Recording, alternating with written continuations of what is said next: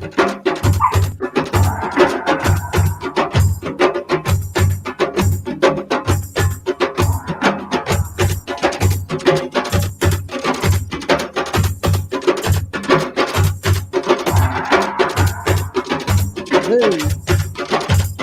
evening, everybody. Good evening.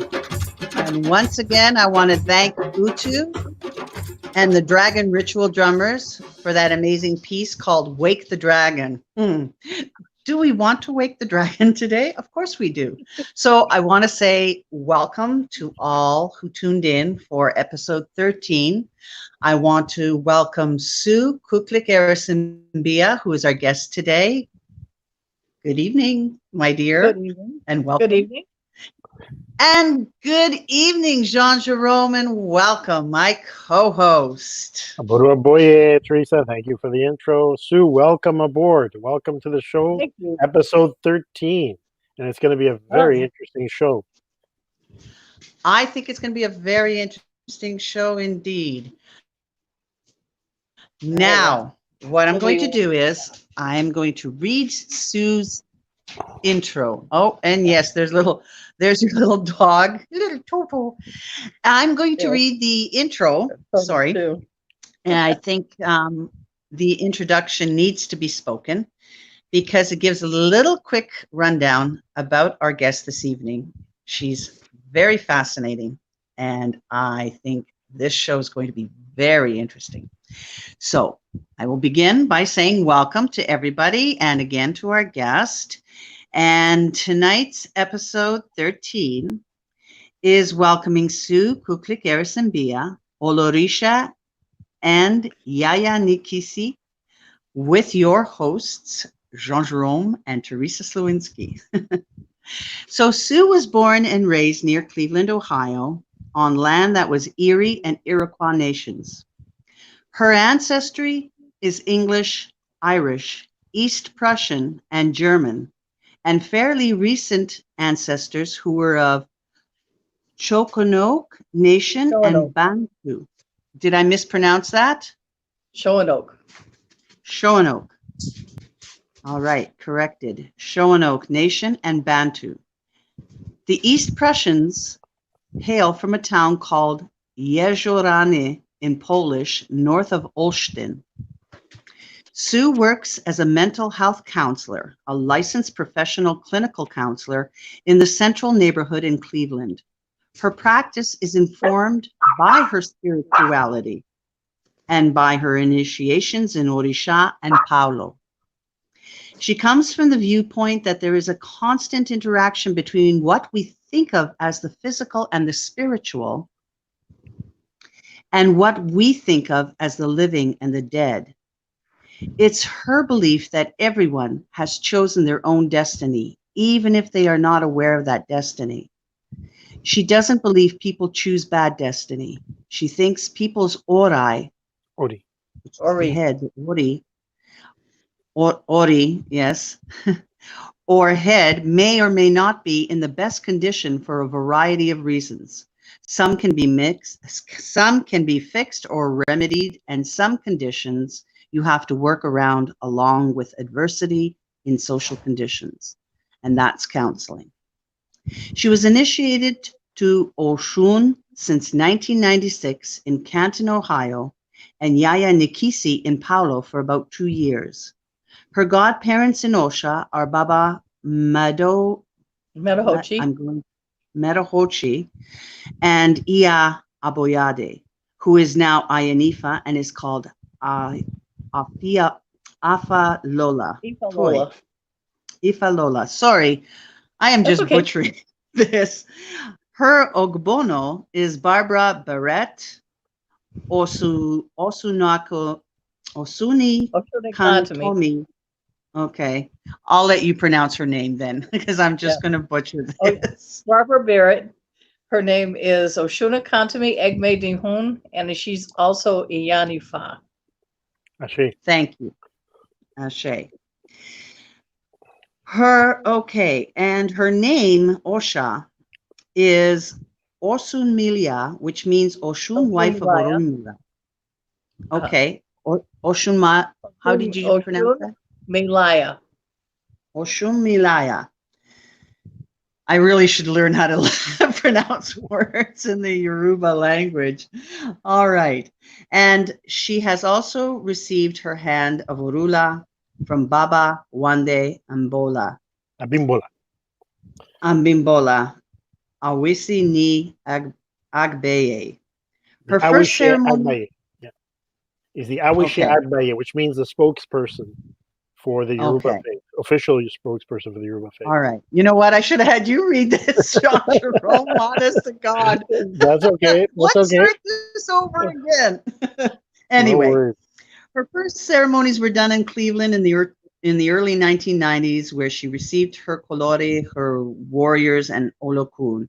And her house of Osha at this time is headed by Manny Orokula. I'm not going to Urquiola. pronounce his name. Manny Orokula. Urquiola. Right. Anyway, the gentleman's Oloyoba. name is Manny Orokula Oloyoba of Spring Hill, Florida. He also has a working relationship with her husband's padrino in Palma Soriano, Cuba. She has traveled to Cuba quite a few times, and as a result, her Spanish-speaking abilities are pretty good. So now that I butchered that introduction and thrown everybody off, I welcome everybody once again and allow me my mistakes. So I'm going to start with Sue. I'd like to know, because I know you've been in this field for a very long time, your professional field, but also your spiritual path for a long time. Can you take us from the beginning and what actually had you started on your path? Well, I first encountered this tradition probably back in the mid-1970s in the Miami area, where some people had aggravated a Cuban jeweler by not paying for something that was probably yes. fairly expensive. And the person got somebody to do some work. And inside of 2 weeks, a lot had happened. The person who had rented the house had left and ran away to New York. Everybody else was sitting around looking despondent, and they called a spiritualist over to come and help out and figure out what was going on. And she knew what was going on, but she had also been told to not try to help these people because it wouldn't come out well for her. And that night after she came over there, she was in a near fatal car accident. Ooh. Yes, and I was like, "What is this?" So, and somebody said, "Oh, it's Santeria." I'm like, "Oh, what is that?" And no kidding. So fast forward about 10 years, I was having some problems on my job with a supervisor who did not want me to have my counseling license. I don't know why she had this attitude, but that was what her problem was. So I went to a Botanica, which is a store that sells spiritual goods. Not all Botanicas are run by people who are initiates. Some people are shysters, some are spiritualists, some are businessmen, and some might be initiates. This one was run by a lady who was a spiritista. And I went in and I said, "Look, I need help. I need to talk to somebody." And she says, "Oh, let me find a tarot reader." I said, "You know what I mean." And she said, "Oh, let me find his name." And she acts like she's digging through the notebook. And he's like, and after I went over there, he says, "I don't know why she acted like that. I'm over there all the time." So this was a guy from Camagüey, and who was initiated to Yemaya, with the path of Yemaya Loku. Okay. He was actually, I didn't know this, but he was actually notorious for, after coming up, he was relocated from Florida after Mariel boat lift. And Catholic Charities relocated people. And they relocated several people up here to the Cleveland area where they were utterly lost. And after he got here, he had a mental breakdown. And was walking around on the streets with his otanes, which is the rocks from his Orisha. And Ooh. yeah, Oh, yeah, he was just like, he pretty much lost his mind, but he got it back Wow. together. He got it back Right. together.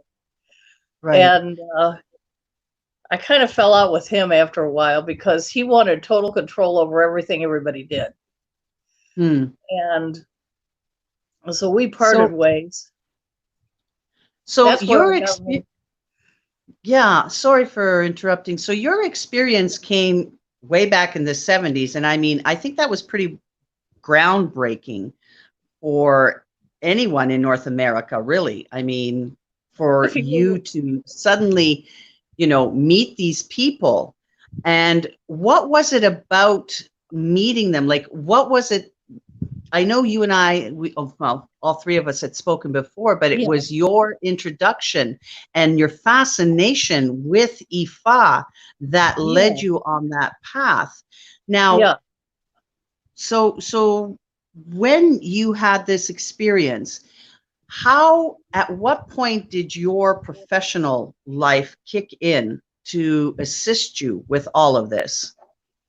Well, it was kind of interesting because I was working as a case manager during my Yawo year, which was like, Mhm. it meant that I was in courts and jails while I was in my year because of my job, and hospitals, which probably wasn't the best thing, but Mhm. and yeah, there was one person, one attorney who actually knew what was going on and approached me and said, "Oh, I'm hijo de Yemaya, and you know, I know Mhm. what's going on." Mhm. And I was like, "Oh, that's so great." Oh, And wow.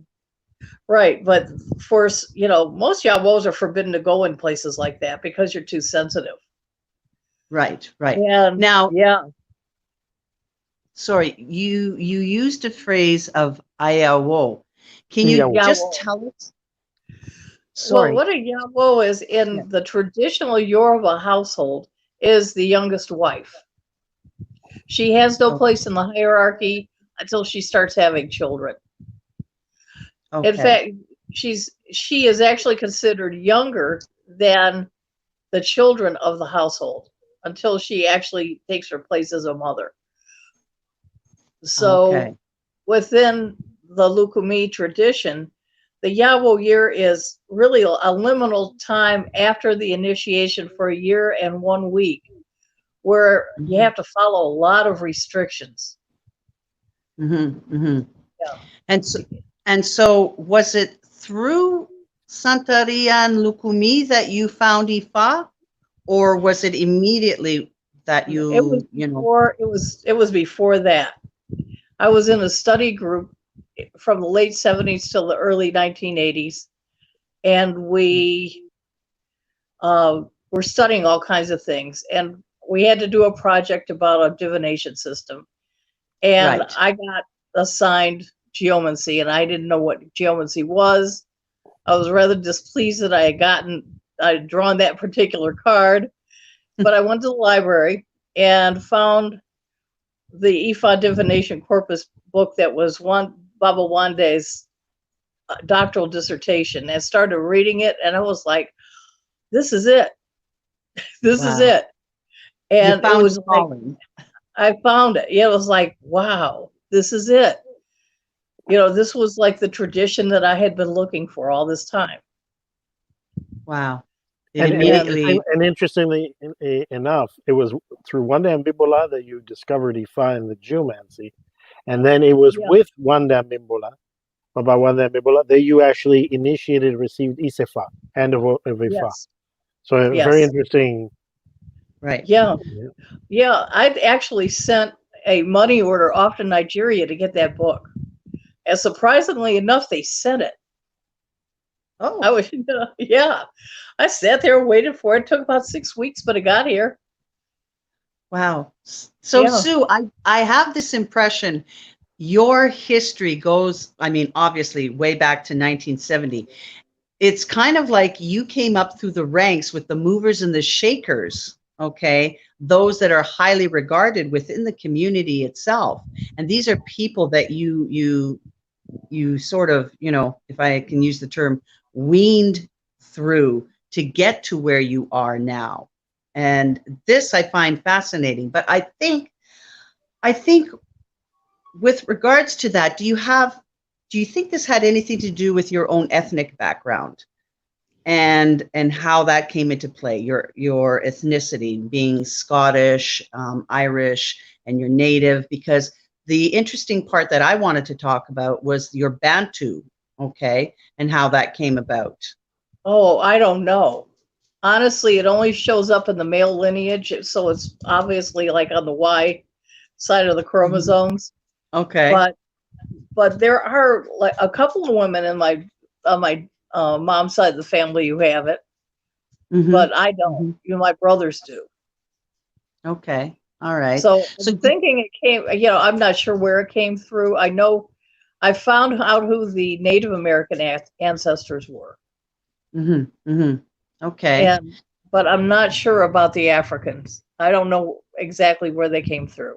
And a curiosity, what nations on the First Nations? What nations were they? Shawanoke, which is an Algonquin. Yeah, Algonquin. They were a group that lived in Western North Carolina or Eastern North Carolina up towards the Virginia border. They have actually been able to buy some of their land back. That they were it was pretty, you know, as most people, you know, most of the indigenous people here had their land stolen. They were run off their land by the settlers, and they weren't able to sustain themselves anymore because they were stealing their crops and things like that, and they were forced to sell the land, and they have been able to buy some of it back. Okay. So with regards to the cultural background that you come from, which is obviously very diverse in that, you wrote a lot of books as well. I wanted to talk about the books that you have written, and specifically was it? Okay, well, it was specifically the Obi system, and this is the book, Jean Jerome, you've got it. Can you read the title up? Everyday Divination. Everyday Divination for the Orisha devotee. Right. And you actually came up with this system, the Obi Tata and the Obi Abata. I didn't come up with it. I actually got it from Fola Ipega, who got it from Carlos Collazo, who was a Lukumi Babalao. And that was when? 1885, roundabouts, 85, 86, somewhere in there. Yeah. And basically what it was is he had this set that Baba Carlos had in his hand, and he handed it to Fola Ipega, and who handed it to me and said, see what you can do with this. Right. Yeah, and basically it's based on the Obi Abata, which is the red kola nut, which is used for everyday divination in West Africa. And these are, for yes and no kind of questions, right? No, you can get pretty detailed answers. With the Obi, Dita, which is a coconut, you can get yes and no answers that are fairly detailed. But you can get even more detail with these because what's used is a piece of coconut shell with a cowrie attached to it. Right. And the cowrie is like it's used in, same as like Marandilo Goon divination. And when they cut off the back of it. And so you have male and female pieces. Yeah. I saw my godfather was here too. Hi, Manny. He was. Lumaystar asked Sue, can you repeat the name of that book, please? I believe she's referring to that book of geomancy, or the one you ordered that had come back then. That one was the Ephod Divination Corpus, that one. I don't know if that answered Lumay's question or not, but in regards to maybe Sue's book as well, the book, Can you show us the book once again, Jean Jerome? Absolutely. Lisa, for This can be ordered from Lulu. okay, and that's the book which we will have running in our credits at the bottom there. We'll list how to contact Sue. Okay. That's right. So now with It's this easy as just order. divination, sorry, with the It's easy as divination just order. system that you use and you've written about, when would you use these? Like, I just use them on an everyday basis. Well, if I have like okay, basic and questions, if I need something like spiritual work done, like if there's something serious going on, I am going to call John Jerome. I'm not going to leave that. I'm going to take it to Ifat. Or if it's a decision that needs to be made, I'm going to take it to my godfather and okay, have Dilo Goon read so that I can see if I need to make Emma, which is sacrifice, in order to straighten things out. Would you say you use your practice every day? Is there a regular routine that you do with regards to using your divination? It's very simple. You say a few prayers and you cast. I use a seagrass basket that I bought in South Carolina, but I've also thrown them on like the couch, because they're pretty light. They aren't easily offended. Okay, all right. And so now, now, you get good answers out of it. okay, and so do you actually read for people? Do you have a community that comes to you and says, you know what, I need your help with this? Is that when you would use these shells for that, or is it strictly personal use? I use it for personal use for the most part. I can read for other people, and I have. This is a system that does not require sacrifice, which is probably one of the only divination systems within the Ifa umbrella and the Orisha umbrella that does not require sacrifice. When you throw Dilo Goon, you are going to make a sacrifice. If you have an Ifa divination, whether it's Opwele or Dafa, doesn't matter. You're going to be doing a sacrifice of some kind. Okay, but with your system, it is not at all, It's right? not required. Okay. Yeah. Sue's absolutely right. Like it is understood that when you are going to consult Ifa, whether it be with Opele, Ekwele, or Dafa with Adele or Ikin, or if an Olorisha is going to actually consult with the Dilogun of Eshu of Elegbara in order to see what's going on, and that usually there will be Ebo prescribed. There's always something that's going to be prescribed. But with Obi Abata, that's why many times, even traditionally, we'll use Obi Abata quite often, because when you're asking, especially simple questions, or want to get an orientation on something, right, the Obi Abata system will allow you to do that, but without the implied necessity of offering, sacrifice or making an offering as such.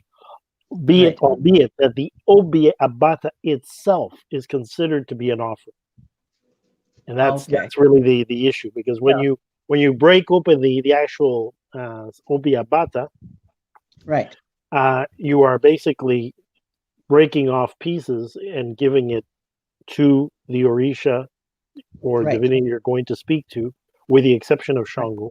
The Shango doesn't like Obi Abata.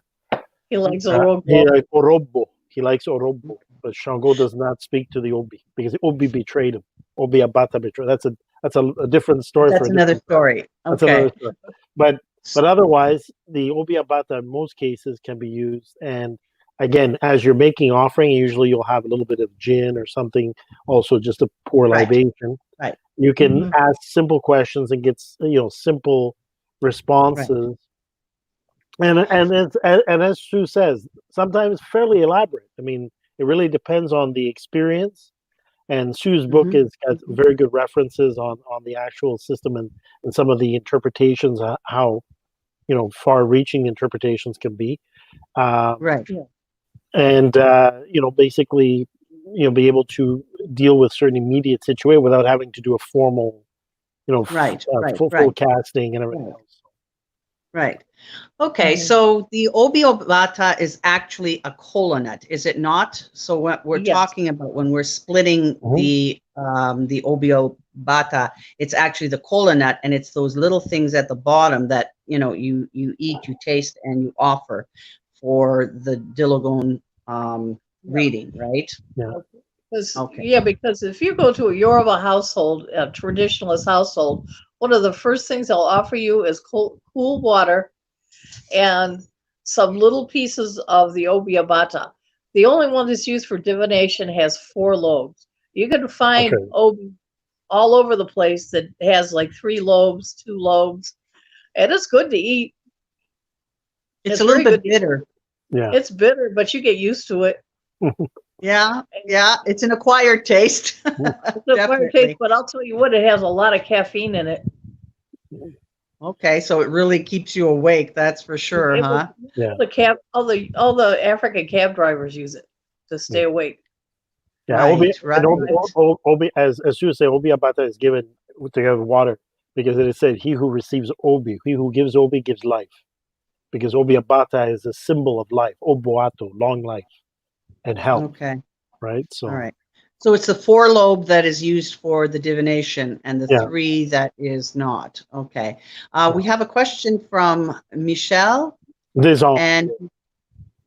and it says, "Will the system still prescribe remedies, so to speak?"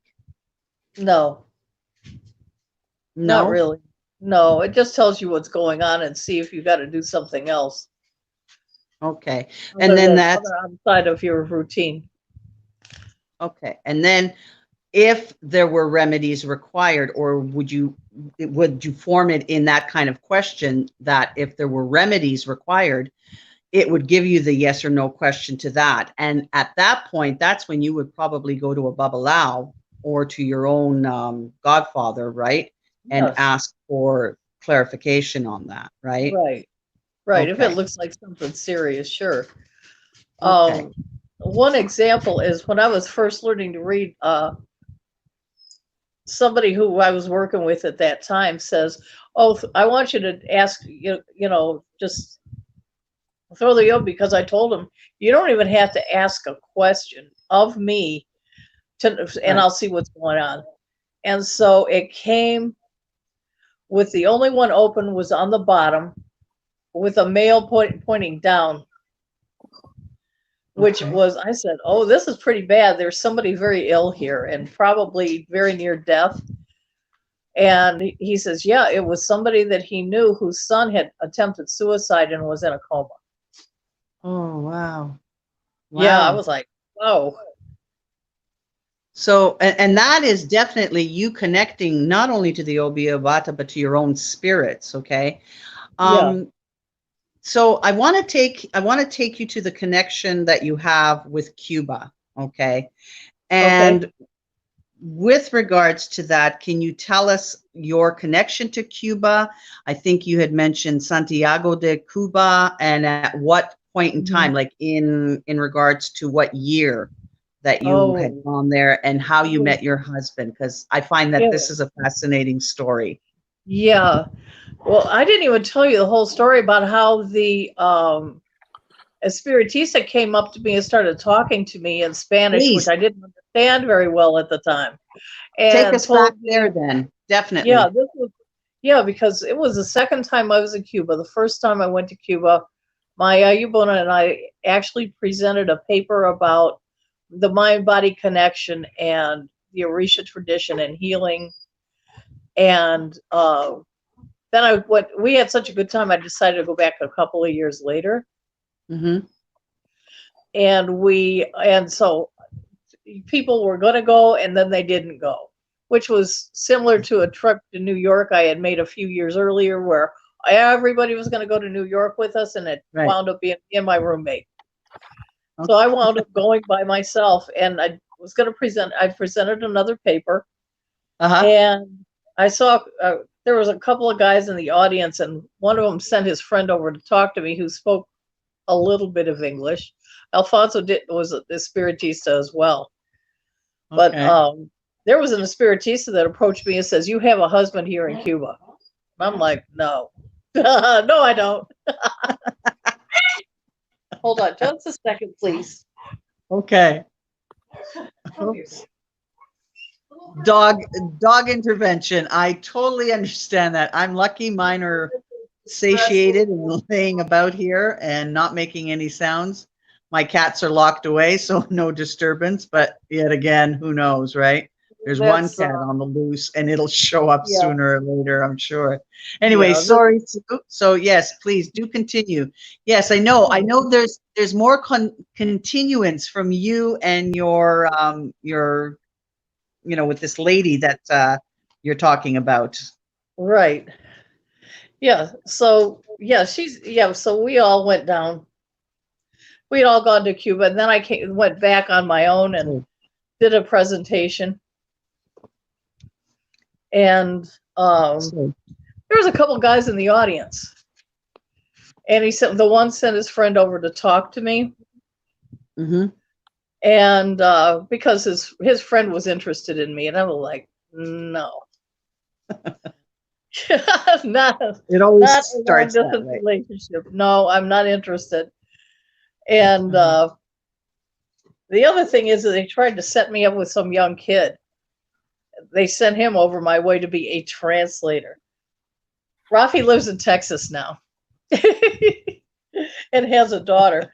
And I was like, I guess they're trying to test me to see what I'll do.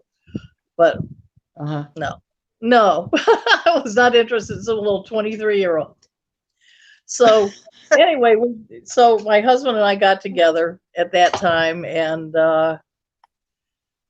started emailing one another, which wasn't easy.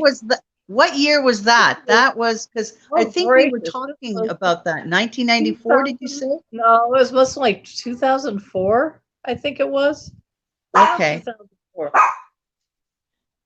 But when you first went to Cuba, this was in 1994, and this had to do. I figured out it was probably 2002. Yeah, probably 2002.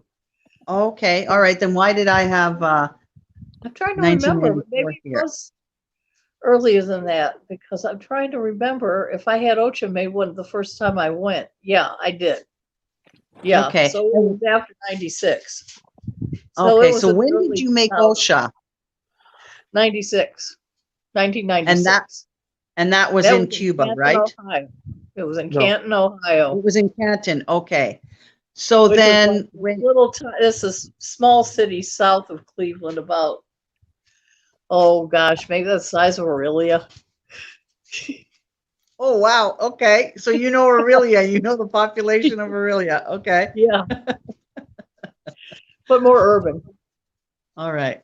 Yeah. Okay, so that's where you made Osha. But in Cuba, when you had gone there, and this was on a professional basis with regards to your profession, right?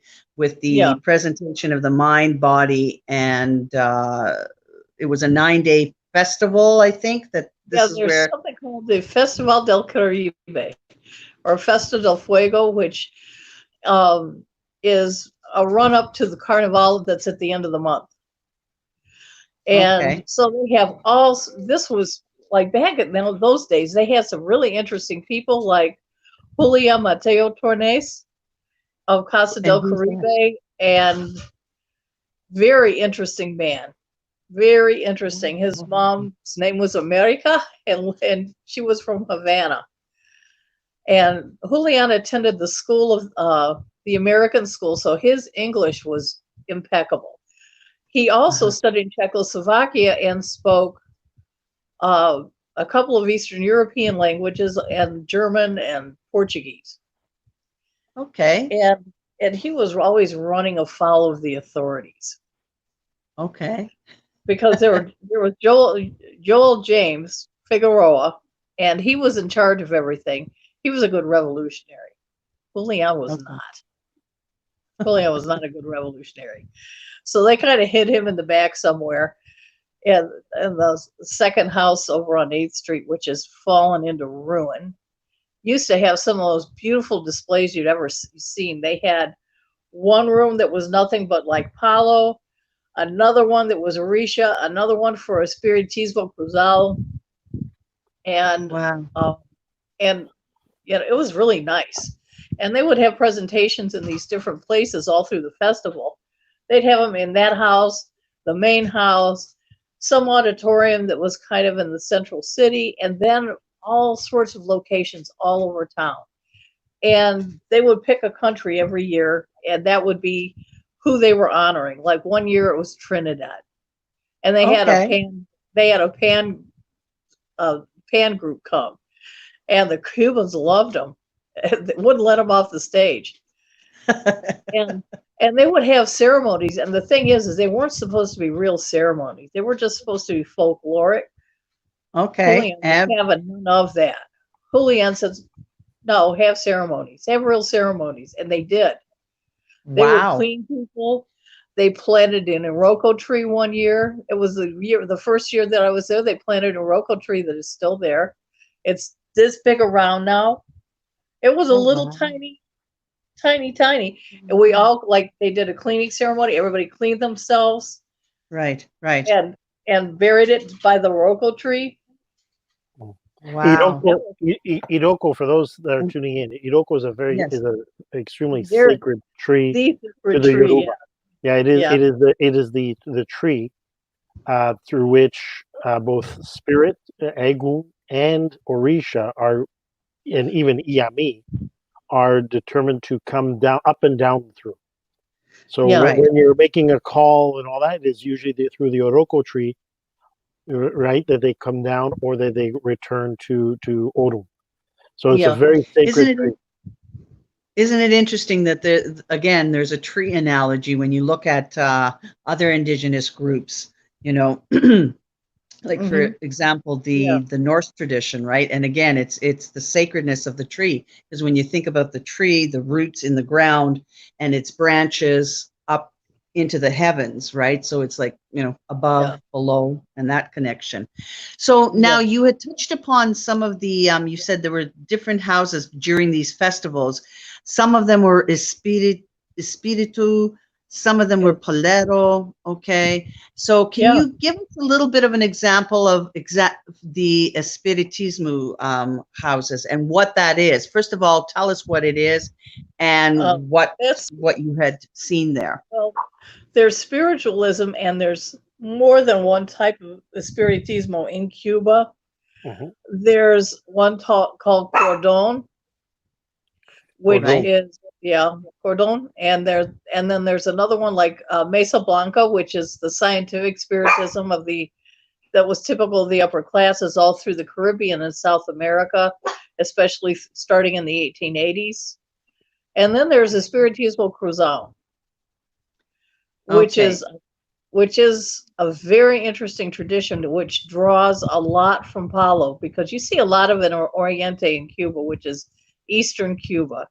You'll see it all through Guantanamo, but it just looks a little different in Guantanamo than it does in Santiago.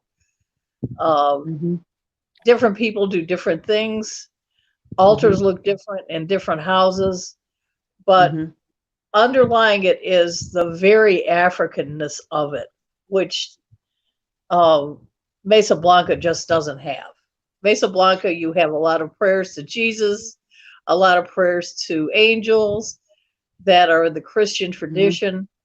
And as Spiritismo Cruzal, not so much. You'll see the Ancestral Christians represented, but you're going to also have the comisiones represented. Like and those are national groups.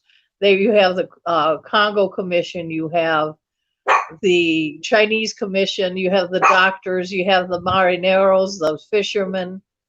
You have various, different commissions.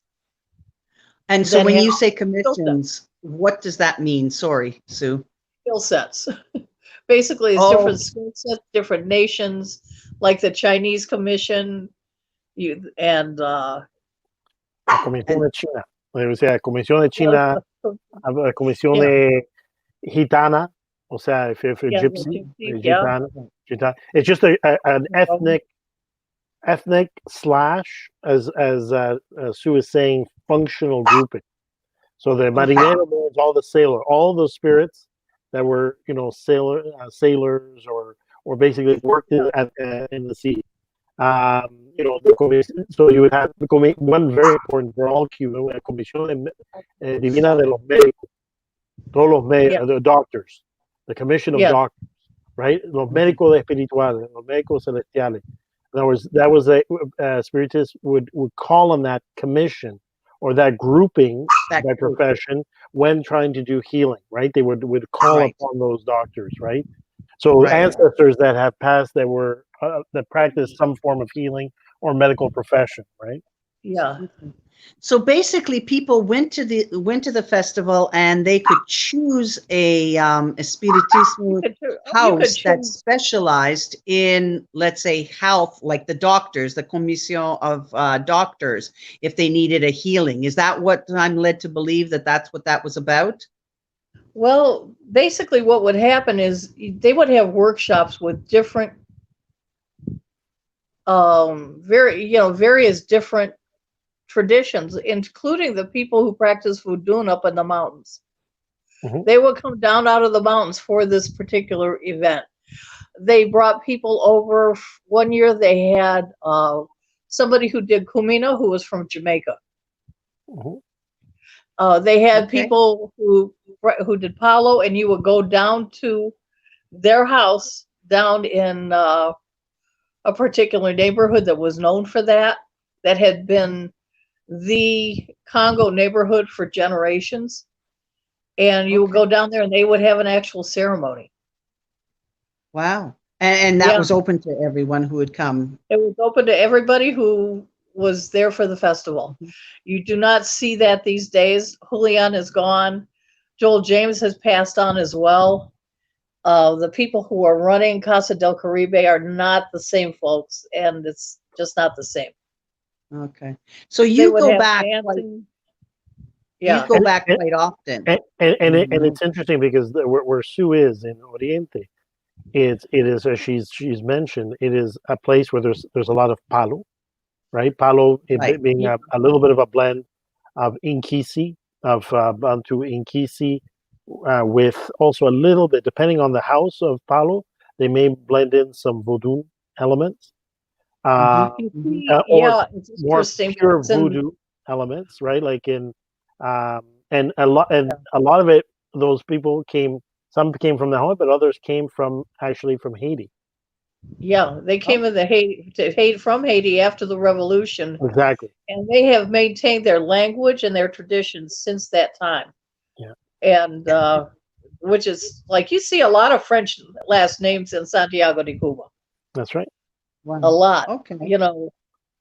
But as far as people practicing the voodoo tradition, there are people who still do. They live way up in the mountains, close to Pico Turquino, somewhere. Yeah. I don't know where it is. But they still speak. They still speak Creole. That's right. That's right. And that led to a very interesting blend, right? They just to repeat again, because it was mentioned, but just for people tuning in. Again, the Espiritismo de Mesa, basically was more the Cartesian, following the teachings of Alain Kardec. Right. The recipe of prayers and all that have a Judeo-Christian penchant or preference, because they'll talk about the Christ, they'll talk about the angels, the archangel, and had more of a Judeo-Christian. The Espiritismo Cordonero means that when they're doing certain ceremonies, they basically form a joining of hands to form a circle in order to do readings, to do cleansings, to help people and everything else. So that's why cordon meaning like a string or a rope. They're linked together. And that had a little bit of elements from different. That's when different cultures that were a little mixed in that. Yeah. And the cruzado, again, a lot of African elements also mixed in. Yeah. Okay. And I have actually heard them sing Vodun songs because the Vodun people came and they did like a musical presentation, and I heard them singing a particular song, and I was wait a minute, I've heard this song before. And basically it was during an Espiritismo ceremony, and that's what they were singing. Is this Haitian, this Haitian Vodun song. I was like, I have it on tape somewhere because I was like, hey, this is interesting. Yeah, that it caught your ear. See this in Cruzal, that this is going on. And by the way, Iroko is actually Orisha unto itself as well. Yep, that is correct. Yeah, that is correct. Right. So I wanted to read with regards to what Michelle has to say here.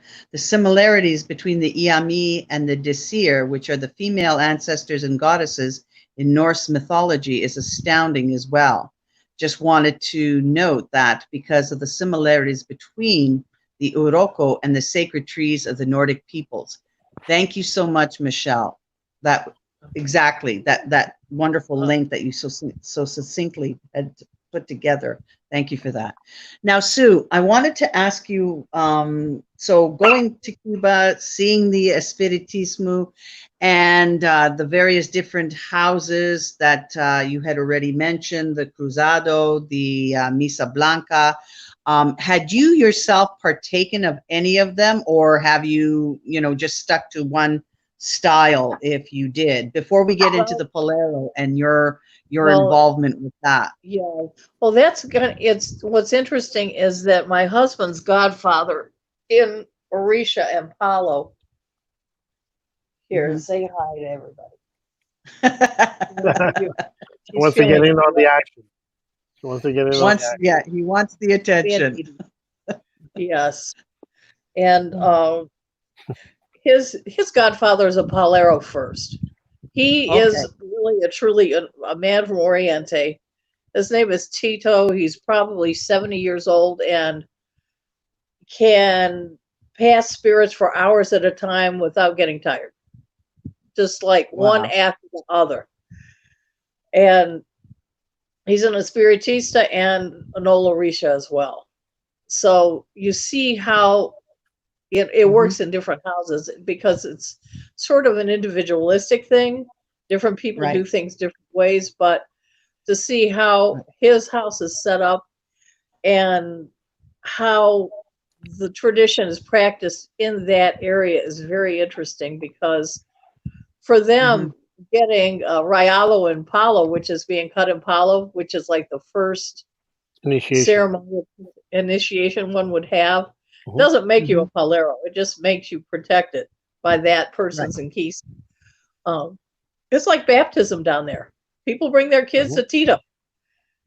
Wow. And like lots of them. Like he says, he has probably 2,000 godchildren, maybe 2,500. Yeah. Wow. And fascinating. And, and I don't know how many people actual like Yaya and Kisis and Tatas he has under his wing, but I'm sure there's a pretty good number, because anytime he does something, a pretty good number of people come over to his house. He does have he has godchildren outside the country as well. I think he has some. And these are godchildren that come to Cuba. Yeah, who are probably not Cuban. They're probably Italian, German, probably from the U.S. Possibly, probably some Cuban-born people who live abroad as well. But like I said, first and foremost, he's a Palero. That is really what his grounding is, and that's a lot of people in Oriente are like that. Or they're a Spiritista first and something else second. And you've only really seen an exponential growth in Orisha worship in that area since probably the mid-1990s. Because prior to that, there were a few. There weren't that many. I could count on my hands how many IFA initiates there were in Santiago de Cuba, and I have a picture of them. Like the youngest to the oldest. I have a picture somewhere of all the Awo Ifa. There weren't that many. Now they're all over the place. The problem is as well. Why was is that when and we mentioned this in an earlier show as well. When the communists, the Castros, took power, there was a period of time where all the belief systems were pretty much outlawed, where everything went basically had to go underground, because if you were practicing any belief system, you were considered to be counter-revolutionary. So everybody has to understand that. Anybody who tells you otherwise is lying. Yeah, well, I'll tell you, my husband was in the military. Yeah. My husband was in the military. I asked him about that, and he was very frank with me about that. Yeah. I asked him, would you been able to do this, be initiated to Shango, for instance, while you were in the military? And he laughed out loud. He says, absolutely not. Yeah. Absolutely not.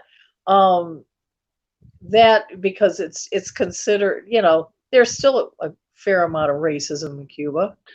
But it wasn't because of racism. It wasn't an issue of racism. It's not that. It's the anti-hegemonic nature of it. Exactly. Because can you repeat that? Sorry, I didn't catch that. I said it's the anti-hegemonic nature of the Ifa tradition and the Lukumi tradition, because the Palo as well. El Palo especially. Palo is one of the most revolutionary traditions there could possibly be. I mean, that's right. I mean, even in the United States, you see it. The Stoner Rebellion. Who were they?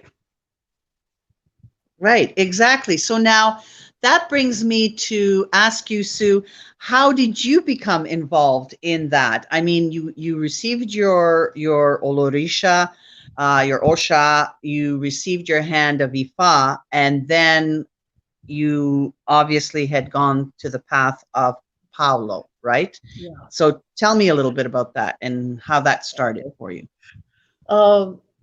That more so because of the involvement with my husband's godfather. And now I do, my tata is actually here in Cleveland, and you had mentioned we had mentioned Yasmina. Yes, and this is what I wanted to bring into play, just to mention Yasmina Radosovic, who also is and her husband Steve. Right. Yeah, and her husband. And daughter. Right. And your connection to their house. Can you just give us a little bit of background of that? Yeah, well, basically our tata is the same person. Right. Yeah. So she would have been, she's my elder god sister. Okay. And unfortunately, she passed away, and that was quite a tragedy. But so being a Yaganga Nikisi, what does that entail? Without, disinvulging any sort of secrets or anything like that, what does that? It's a level of initiation. Okay, it's a level of initiation. So tell us just briefly what it is. It means that you have like a prenda for the Nkisi in your home or somewhere. Okay. It's a particular level of initiation. Okay. So Jean-Jerome, did you want to say something? You look like you wanted to jump in and make a comment there. Just to clarify again. So for those people again tuning in, to define terms a little bit. So the prenda, what they call a prenda, okay, represents a receptacle. Usually it's done, it can be different sort of vessels. Some can be in cauldrons, some can be in things of clay. Depends on the divinity or the energy that is being, basically harnessed, if you will, or worked with. And Kisi represents a spirit, right? There's usually a titular spirit, which is basically resident in that particular prenda. And that spirit is married with an energy called an impungo, which an impungo represents primal forces, very similar to Orisha in terms of, to the point that many of the impungo, or many of the Congo divinities, if you will, have been matched up, if you will, with the Orisha in terms of equivalence, right? They're not the same, but they're equivalent, right? Because they're venerated differently in many ways. Yeah. So, but it's considered to be a very, I mean, you're working with all of the elements of nature, mineral, vegetable, spiritual, like animal, right? Different animal parts and so forth, right? Metals, etc. So that's just to give an overview, right? And again, a misconception that Palo, many people associate Palo with dark witchcraft. Palo, you work with spirit, which again is in your prenda or many prendas, because you typically have, if you're a yaya, you have more than one. Or palero, or tata, what they call tata, has more than one. And they're working with energies, much the same way that all Orisha will have, maybe one Orisha, which is their primary. And then they work with other Orisha powers and so forth. But what I wanted to underscore is that both should be treated with the same respect. Right. And both, bring forth many spiritual truths, and both can be, including, especially can be used for healing, can be used for good, and not just the dark, sort of dark witchcraft and all that. It's not Santeria's evil cousin. Exactly. Exactly. That's what everybody always terms it as, right? That's right. But it's more than that, because sometimes you have to deal with the darker aspects, right? In order to achieve certain healings, right? So then this is when once you were initiated, you got your title as a yaya, right? Yeah. So that means you are able to work with those spirits. Now, is that term yaya, is that a feminine aspect as opposed to a male aspect? And what are the differences there? Well, the male is a tata, and the thing is about the Palo tradition, it is pretty masculine centric. Okay. Yeah. Exactly. And now there are things that women don't do. Right. And here you are. Shouldn't do. Should not sometimes be. They do it. Sometimes they do it. But they really shouldn't. They really shouldn't. Yeah. Well, it's like giving warriors. Yeah. All of a sudden, there's a thing about women giving warriors. Right. Oh yeah, I do it. We do it. They do it. It's like, how is this like new to me? I haven't heard of this before. And so here we are, here I am being like old school all of a sudden, I'm like, when did I get to be old school? And here's Sue, all of a sudden, boom, she becomes a yaya, right? I mean, there's not too many, I don't know, maybe I'm incorrect in believing this, that there aren't too many paleros. And then, given that fact that there's even less women, okay, as yayas. There's a lot of people who don't talk about it. Okay. There's an awful lot of Olorishas that have been scratched in Palo or have prendas. They have Nkisi in their house, but they don't talk about it. Because most people do not talk about it. They'll keep them in the basement. They'll keep them in the basement and out of sight. Yes. Okay. All right. Or all the way in the back of the house, like Tito does. Or the shed. Yeah, he's got a shed in the back. Yeah, because they're very powerful energy. They're very primal energy. Yes. Right. It's not as from a vibrational aspect. It's a far stronger vibration in terms of, and not everybody's compatible with it. Some people will have it's too much energy, right? Right. So you have to have a certain type of personality and a certain, aptitude for it. Strong in character, strong mind, strong body, obviously.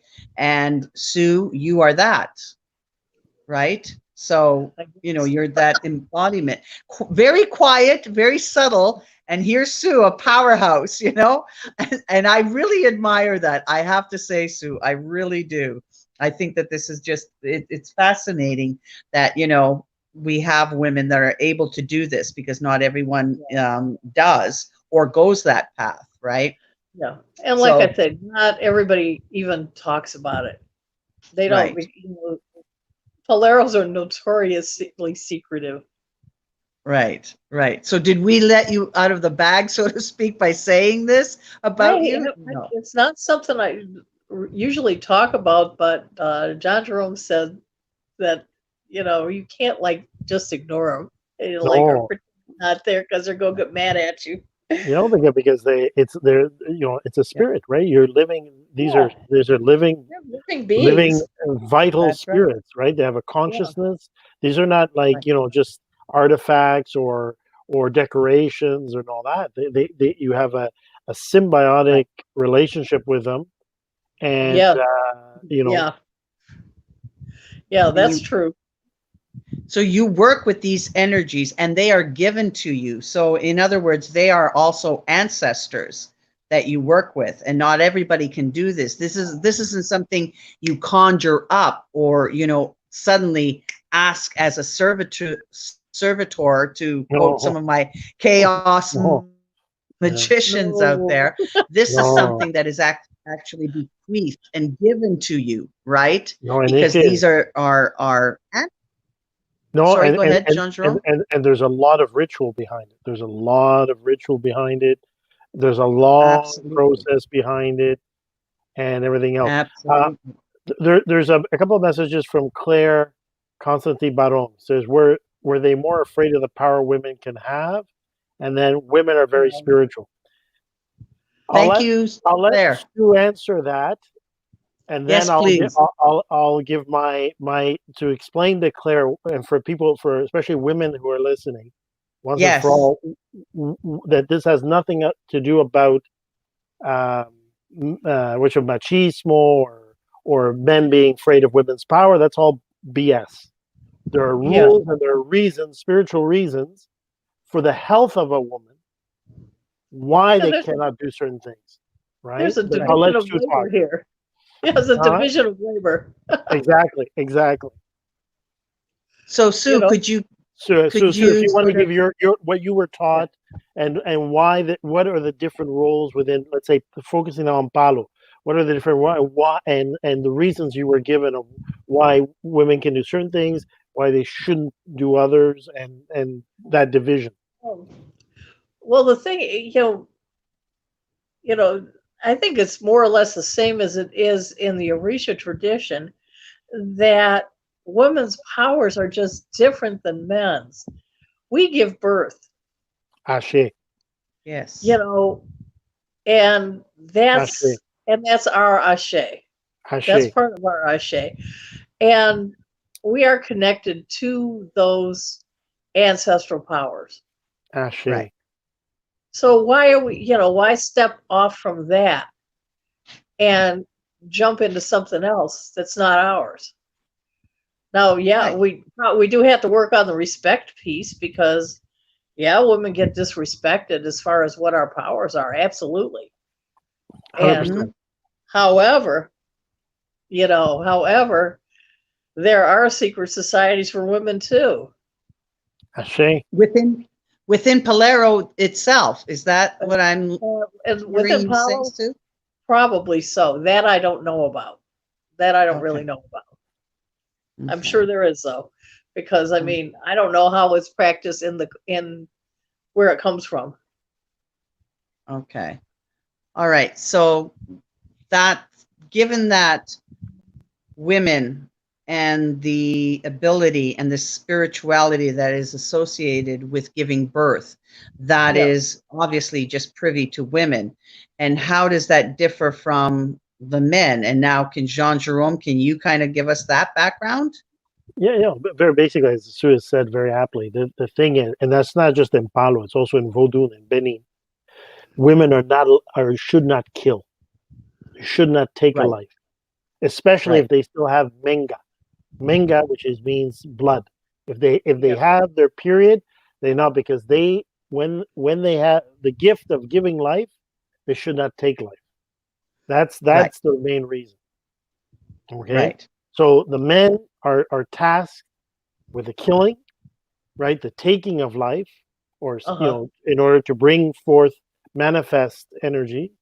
The women are the givers of life. They're the ones who channel. It's just different direction. In other words, we're sending things to the spirit world. The women are bringing things forth from the spirit world. That's why many women have much better gift of sight, much better gift of being able to interpret or to see, because they're being more informed from the other side. Natural.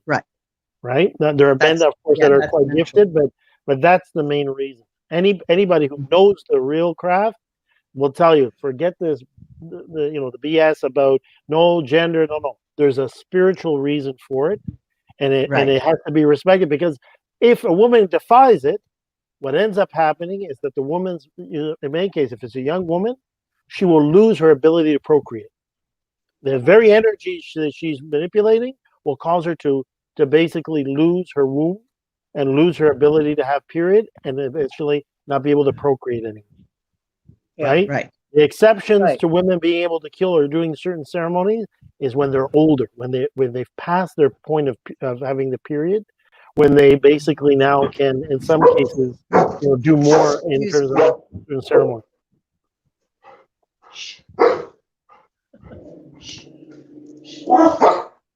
Pardon me. Oh, sorry.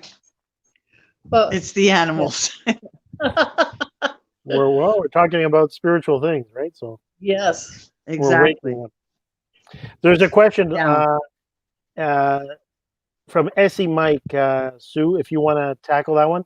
As a kid in Cuba, there were many paleros who would seek the advice in certain situations to go see a babalao, and vice versa. Is that still common practice today, as far as you know, especially in Santiago? Well, not so much in Santiago, I think, because there are not that many babalaos in Santiago. But I'm sure in Havana they do. Yeah. No. At the time of my mom, and I know many paleros and Iyalorisa and babalao. Sometimes the Fa, especially the Afro-Cuban corpus, will alert a babalao, or there'll be certain situations where the skill set and the particular spirituality of a palero is called for.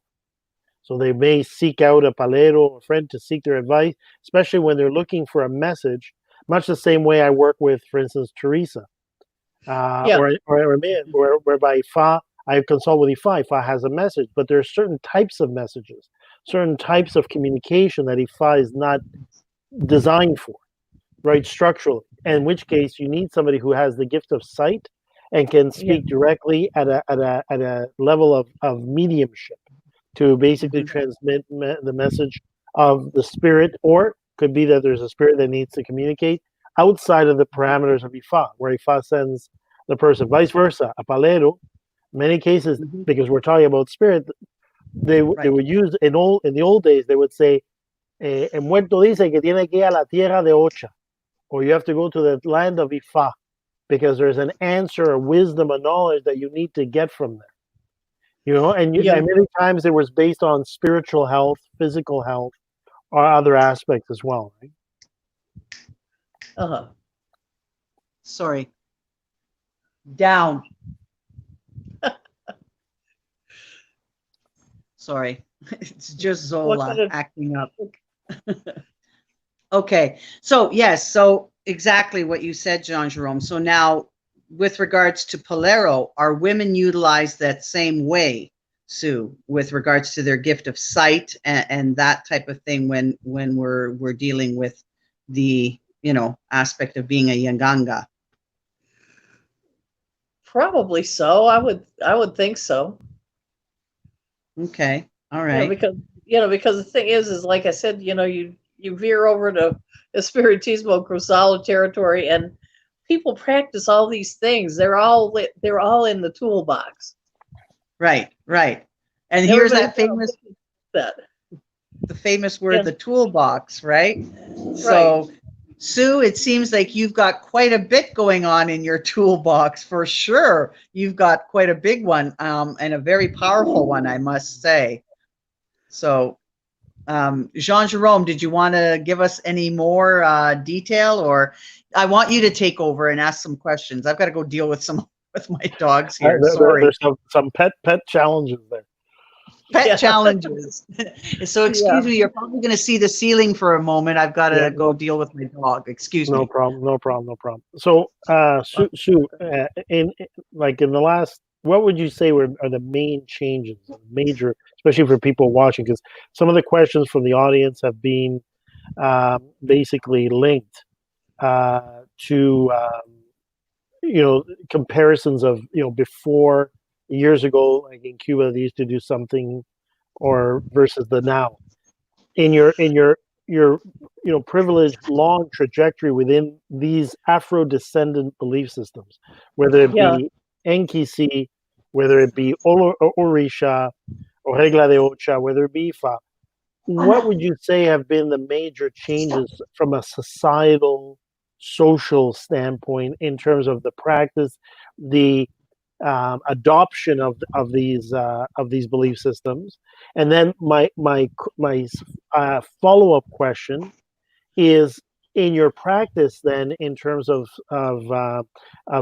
psychotherapy, or of dealing or counseling, how have these belief systems informed you or supported you in the practice of your profession in the States? Yeah. Now, the changes that I've seen over the years is that Lukumi used to be very much within the Spanish-speaking community until, we had a couple of Iyalorishas here in town that were initiated in the late 70s in New York. And if you didn't speak Spanish, you were at a serious disadvantage. You would not understand what was going on because most everybody spoke Spanish. They were probably Cuban and Puerto Rican descendants. That some of, and then one thing that opened things up is the Mario boat lift brought a lot of new Iyalorishas into the community, and you saw things change a little. Change from this insular sort of community to opening it up a little bit. The other thing is that a lot of people born in the United States, especially Black Americans, started practicing the tradition. Then, at one point in the mid 80s, we started having Nigerian citizens who were initiates coming on the scene. And there were already people who had been initiated in Nigeria. However, you didn't see the explosion that brought when there were a couple of people who figured out that people were interested in this, and way more so than people back home in Nigeria. And you started getting a lot of initiations that were done, is like what they call a sheshe, but the thing is some of them weren't done right. Some of them were done by one individual and without other priests present, which within the Lukumi would be unforgivable. Why would you do that? There would be absolutely no reason to do that. And so the other thing is, so you see a lot of back and forth now. You see the growth of A lot of women who are Ianifa now, where that was non-existent in the past. Right. There have been like extreme amounts of controversy about that. Right. There used to be like fighting internet wars about that particular topic. Back when people got real ugly. Excuse me. Okay. Yeah, Keep going. people get real ugly about it back then. Right. And they still kind of do. I mean, you know, and then so you know, then there's this war between, oh, the version from Nigeria is more pure. Not exactly. It went through changes too. It's not static. None of these traditions are static. Now, as far as the That's a language big goes, point. Yeah, that's right. Baba Wanda has his training in linguistics, and he says probably the purest form of archaic Yoruba is located in Brazil. Like when you look at their songs, a modern day Yoruba person can understand them for the most part, but they say, because I tried it, I had to try it with my little coworkers. My little coworkers who were in their 20s and born in Yoruba land and grew up Christian and Muslim. And I said, here, listen to this and tell me if you can tell me what it says. And they listened to it and they said, that's my language, but it's so old. That's right. And, yeah. And there was one song that starts out, Oba Kao. He said, oh, that's what the song you sing to the king when he wakes up in the morning. Oba Kao, yeah. Oba Ekao, yeah. Ekaro, yeah. Good morning. Yeah. Yeah. Yep. So, you know, so then you start to see like more of the authentic kind of language and more accurate translations of things now. That's one thing you see. And then the other thing you see is people who want to be a part of this tradition.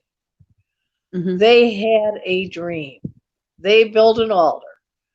Yes. They think that they should be able to do what they want to do with this tradition. Right. Right. Without any kind of connection, without any initiations. And that is just not how this works. You know, because that's a very important point. That's a very important point. Yes. Yeah. There are three. There's a priest named Oloye who lives here in Ohio who is one of the people. He has a very interesting story. He is quite the genealogist. He found a relative of his in Mississippi with the name of Adeyemon, with the N on the end. He took that and found his relatives in Nigeria and found the town they were from. He was going to move there. He packed up his family, his wife and his kids, and they went over to this town. He was going to, like I said, they were ready to stay. Wow. And when they got to the town, there was some kind of parade in progress. And they said, oh, here you are. Put them up at the front of the parade. They have no idea what's going on. And they put him in the front of the parade. And they said, well, after the parade was done and they sat down and like got to meet each other, they said, we did a reading, we did the divination before the festival. And it said, somebody's coming to the festival. They are family. They look like they're strangers, like they're from another country, but they are not. They are family. Treat them as such. True story. Wow. True story. Yep. Wow. Yeah. And then what they told him then is that your job is not here. Your spiritual task is not here. You have to go home and do your thing and wait for us to call you back. And so that for you to return here. Oh my God. So Yeah. so what ended up happening? He moved- packed up he- all his bags and his family and came back to the United States. Yeah. Talk about a leap of faith. My goodness. Yeah. Holy smokes. So, sorry, I had to go deal with my dogs. I had to tune in and tune out. Jean Jerome, what was the recap on that? Yeah, just talking again about how things have changed. One of the comments that should be made as well is that more people are wanting to get into the tradition, sometimes without initiation. They have they don't seek any confirmation or affirmation. They want to leap in, start doing things. Like it's a fad. Like it's dangerous. It's this is Ifa and Orisha and Palo. These are not to be trifled with. They're not fads.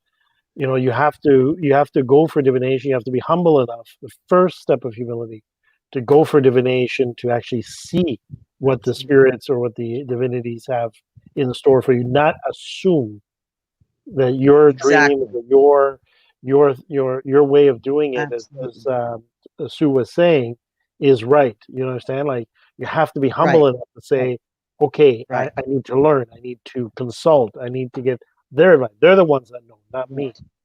Right? Yeah. Right.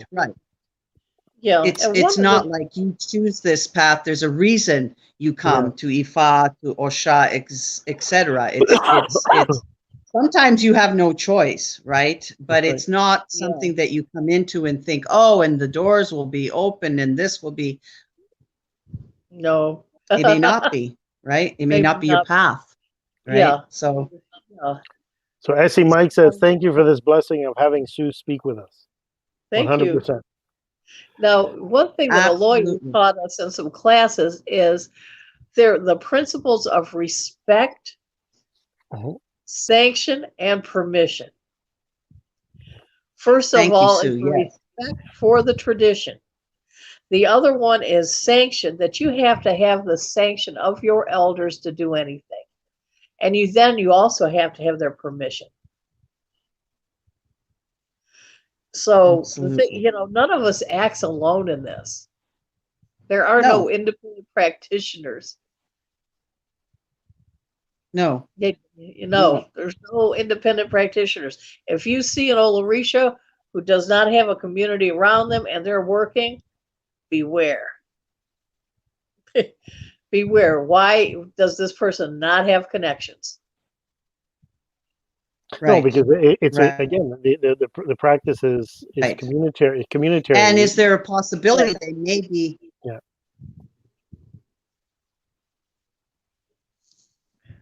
Sorry, Jean Jerome. What was that you said? I missed it. Your connection is blocking up a bit. Yeah. No. I'm just saying it's a community faith, right? Like a lot of these rituals are done as part of a community, right? Yeah. They're not done in isolation, or and you have to, there's a strong sense, whether it be in Palo, whether it be in Regla de Ocha, or whether it be in Ifa, of a student mentor relationship, right? You can't just come out of nowhere and all that, because part of these things is study, but part of it is experience and learning from the experience of your elders. And I want to caution anybody who's listening as well, that you make a mistake in another particular path or whatever, or you do something untoward, maybe nothing will happen. But if you start making or taking attributions upon yourself and start doing things that are not sanctioned by the Orisha, by the Nkisi, by the spirit, or by Ifa, and you think you can do it all, you're in for one hell of a rude awakening, and you could be in serious trouble. Absolutely. So absolutely. People should not take attributions upon themselves that they're in this tradition unless they've been initiated. And they need to be properly schooled, properly trained, and to be humble. Again, the thing is humility, right? Yeah. Right. Not ego. Not ego. Even in the Apataki's Orula, who was essentially the prophet of Ifa, if we will, in all the Apatakis, he seldom did his own divination. He would go to somebody else for divination. He would be humble enough to seek the wisdom of Ifa from the hands of another Awo, another person initiated with the mysteries of Ifa, right? And there are many examples of that throughout the corpus, right? So that's why it's extremely important, right? Right.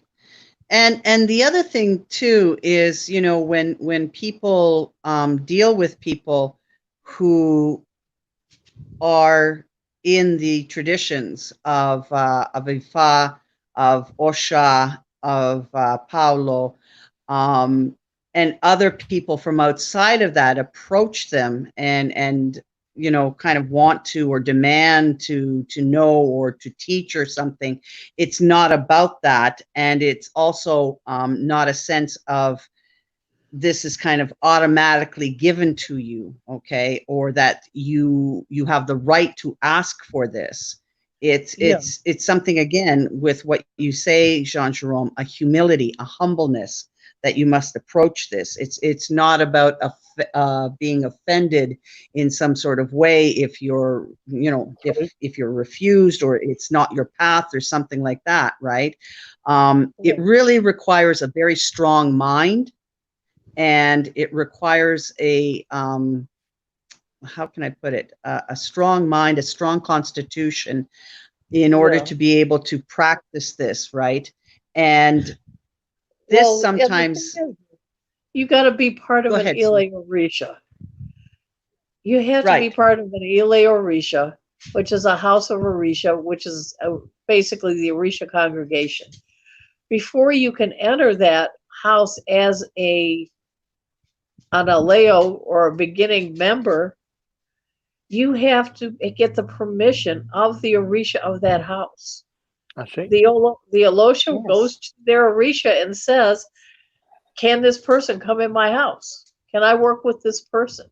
If it's not just a reading, like if you're a diviner, that's different because you're doing divination for people. But as far as coming into a house, there, you know, some people have to take on all comers in their Ita, which is the reading they get when they're initiated.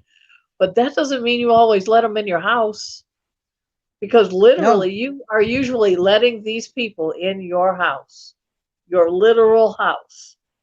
Absolutely. You don't want just all and everybody up in your house.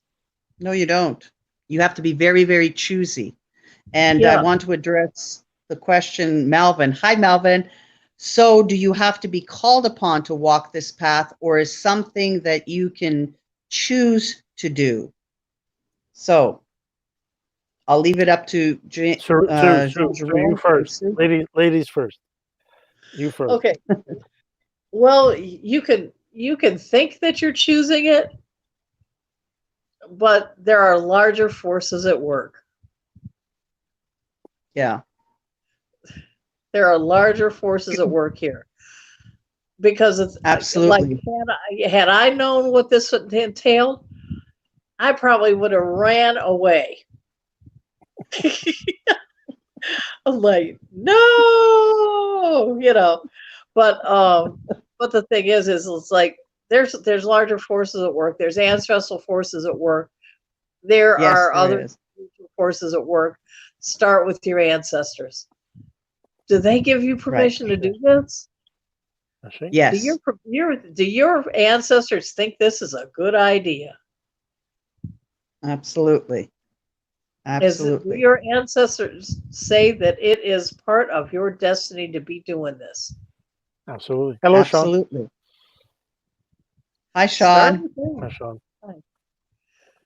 Right. Yeah. Exactly. And that is determined in the divination. And again, just because you choose to go, or you think you choose to go on this path, doesn't necessarily mean that it's going to be open to you, because like you said, Sue, it really is about your ancestral spirits.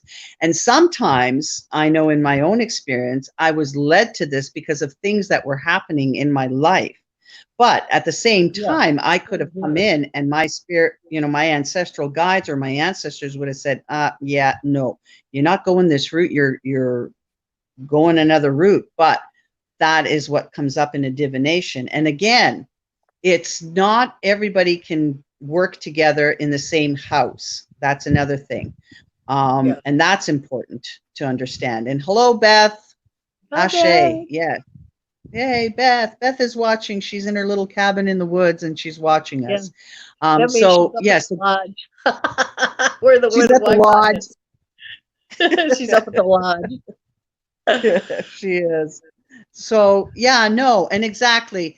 And I hope that's answered your question, Melvin. And Melvin, sometimes you're pulled into this, without you really wanting to. Anyway, go ahead, John Jerome. Yeah. The problem, Melvin, is, again, and for everybody listening, this is not a question of elitism. You understand? So this is not a question of, because for any Ifa, and in all these belief systems, whether it be Palo, Ocha, and Ifa, and Vodou, there is a belief of a purpose. We don't come into this world arbitrarily. We come into this world with a particular mission or destiny, whatever fate, whatever you want to use as a term. I mean, Sue's own intro basically reaffirms that. Again, we all come in, and that's 100% true. The problem is, it is all these belief systems affirm or basically confirm the fact that many of us, when we came from the spirit world into this physical material world, we forgot that mission. And it is through small steps of a of a new journey on this plane of existence that we may, different people, depending on their level of mediumship or natural psychic ability, or also the will or the forces, the invisible forces at work, may have revelations through dreams, through other people, through meeting chance people that basically say, oh, we should do a divination. And it is through some of those methods that spirit will always try to give you, an orientation and set you on the right path. But the thing is, again, to be humble enough, right? Yeah. That when you hear the path, you don't become stubborn. There's so many Odus of Ifa that talk about the person not being stubborn or capricious. Because if you're capricious, if you're stubborn, if you're egotistical, if it's the yo, the ego, me, because somebody else is doing it, because it looks sexy, or this is the way to make money, or this is the way to impress people. Ooh, I can't tell you how many people died at a young age who were priests. Ashe. Oh boy. Ashe. Absolutely, Sue. Absolutely. And I know Jean Jerome has even done divinations for people and have told them certain things, and they kind of, sloughed it off, only to find what Ifa has said has resulted in a death, even, had they not heeded what Ifa or any sort of divination within the African traditions has said to do as an Igbo. And as Sue as Sue has said, Ifa, Orisha, and Palo, and Kisi, and Vodou. I mean, I'm just to name a few, but those 4 major Afro-descendant traditions and from West Africa, the 4 pillars, they, for me, deserve equal respect. For me, deserve equal recognition and equal hit, because it is different manifestations of spirit in different lands. But all of those, right? If you are initiated, if you are called, as Sue said, if most people knew what was really involved and really asked of the person when they initiate, many people would run the other way. Because what kind of work? Yeah, because you have to work at it, and you have to be humble, and you have to make changes in your life. If you initiate to do the same old stupidities, to basically break the same taboos, to not improve yourself as a person, you are basically signing your own death warrant, in a sense. Because eventually, because before the Orisha and the ancestors would give you license because you don't know. But within our belief systems, that's why we say the person who knows doesn't die the way, or shouldn't die the way the person who doesn't know. Right? And it is important Absolutely. to take these things very seriously and not to play at them. Because if you play, you're going to have a rude awakening, right? And that's Absolutely. very, very important, right? For people to know. And Sean has an go ahead. Go ahead, Teresa. I was going to say, and those who think that they can, you know, not just slough it off or admonish a person, you know, from our belief system, but think that they can throw shade or any type of that thing, they have to be very, very careful, because they are, there's certain energies around us for a reason. And those who think they can harm have to be very, very, very, very careful what they do and what they say, because it is a no 100%. nonsense. 100%. We have to understand that many of the traditions within these 4 belief systems, one way or the other, have existed for thousands of years, and not just that, have survived in a practical practice modality, right? They weren't reinvented, right, in the last 100 years. They were passed down from generation to generation for hundreds of years. Mouth to ear. Mouth to ear. Right. That's why all of these traditions were really oral traditions, passed down by lineage, by family. The concept of family, lineage. And they were preserved against insurmountable challenges. Yes. The slave holocaust. Yes. Wars between nations or tribes. You know, genocides. In spite of all of those things, they were able to survive. And if that is not an example or a proof of the power and of the manifest energy of the ancestors and of the spirit, nothing is. No, absolutely. And it requires, like I was saying, it requires a strong mind, but it requires a discipline, and really a discipline to make changes within yourself, because you're obviously brought on this path for a reason. And sometimes you're brought against your as Sue, I think, would understand, almost screaming in a sense, or so you're at the end of your rope and you don't know what else to do. And it's like, this is it, or I'm gone. That's what happened. Yeah. I was like, absolutely. So what age was I when that happened? I was in my 30s. But John Jerome, I think you were like, I grew up with it. Right? I grew up with it. My mom, for those my mom was Lidia Adolfina Gonzalez Huguet. She was from French family that immigrated to Cuba at the turn of the 20th century.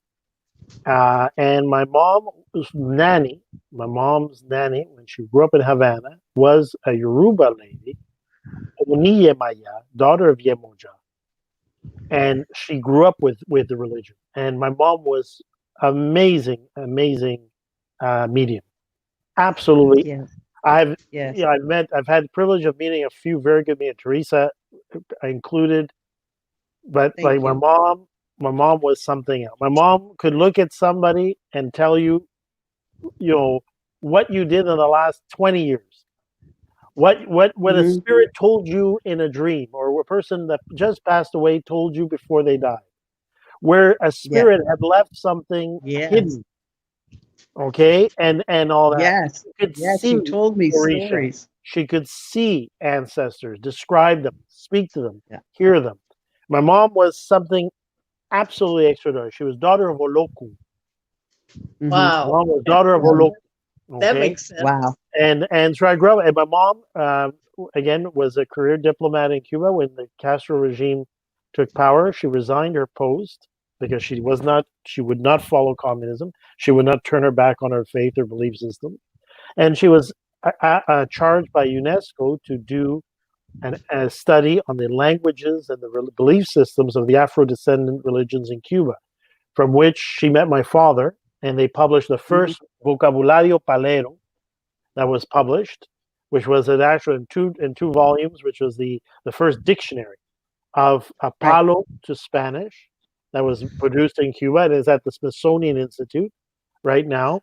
And also my mom wrote a book called Regla Casa Templo de Ocha, which talked about the Regla de Ocha in Cuba. So I grew up with it, you know, pretty much like we have families. So, and Teresa, I guess that question extends to you as well. Well, God, I always relate it back to 1993. That was the year I went to Cuba.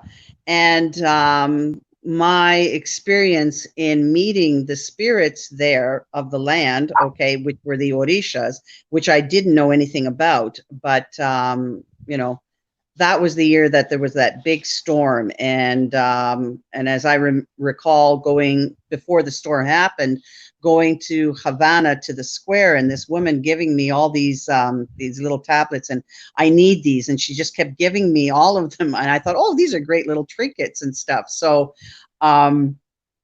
when I came back here, I always had a sense of the Orishas around me, and even the trip back home was a horrible, horrible storm, and we were the only plane that actually touched down back in Toronto from Cuba at the time.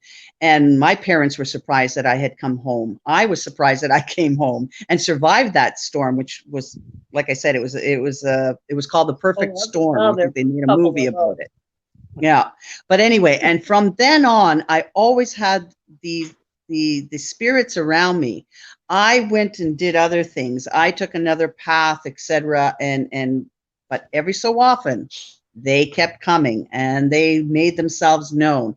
And it became more and more apparent, and especially with things that were starting to happen in my life, you know, a few years ago, it just sort of accelerated the process that I went, okay, what is going on? Why are they hounding me? I mean, I'm a white girl, you know, I'm a Polish white girl. What do I have to do with, you know, Black African spirits? You know, no disrespect, you know, I mean, I was thinking about misappropriation, that type of thing, right? Yeah. Until I was, I guess, I was the one who came and said, okay, I'm at a loss. Like, what's going on? I went through Santeria. I had my, you know, my head cleansed, etc. Everything was fine, but things started to escalate again. And it escalated to the point where, you know, Beth led me to Jean Jerome. And from there, that's when I came into Ifa and was initiated. But I know with Jean Jerome, as I had told him, I said, you're my last hope, you know, like seriously, I don't know what's going on after this, right? You know, so in that sense, Ifa saved me. It literally saved me, because I knew that this was it, spiritually, mentally, whatever, everything that was happening in my life at the time was going to be adversely affected. And that's how I came into it. Not because I really wanted to. I sought that out because I realized, okay, nothing else is working. Who's going to help me? And of course, the spirits led me. I came to, and I met the right people at the right time, and that's what happened. So, Sean, I hope that answers what your other question is, or did you know you were being led to this path? It's about the same. I went, yeah, I kind of went the other way. I kind of just went, I'm not sure I'm supposed to be a part of all of this. Like, you know, but yes, I was. So it's like Sue said, you kind of, if you knew what was going on, you would have turned around and run the other way, right? But it was like we weren't given a choice. It was a spiritual, the spirits themselves led you on that path. They would take you there. Yeah. And the question is, yes, I am from Cleveland. Yes, I'm from Cleveland. Okay. And now, you want to read this one, Teresa? Sure. So Michelle says, should this affirmation come through Ifa or Dilogon? Also, if an Odu opens that says this person can't walk this path, Will the Odu give advice as to where their path may lay?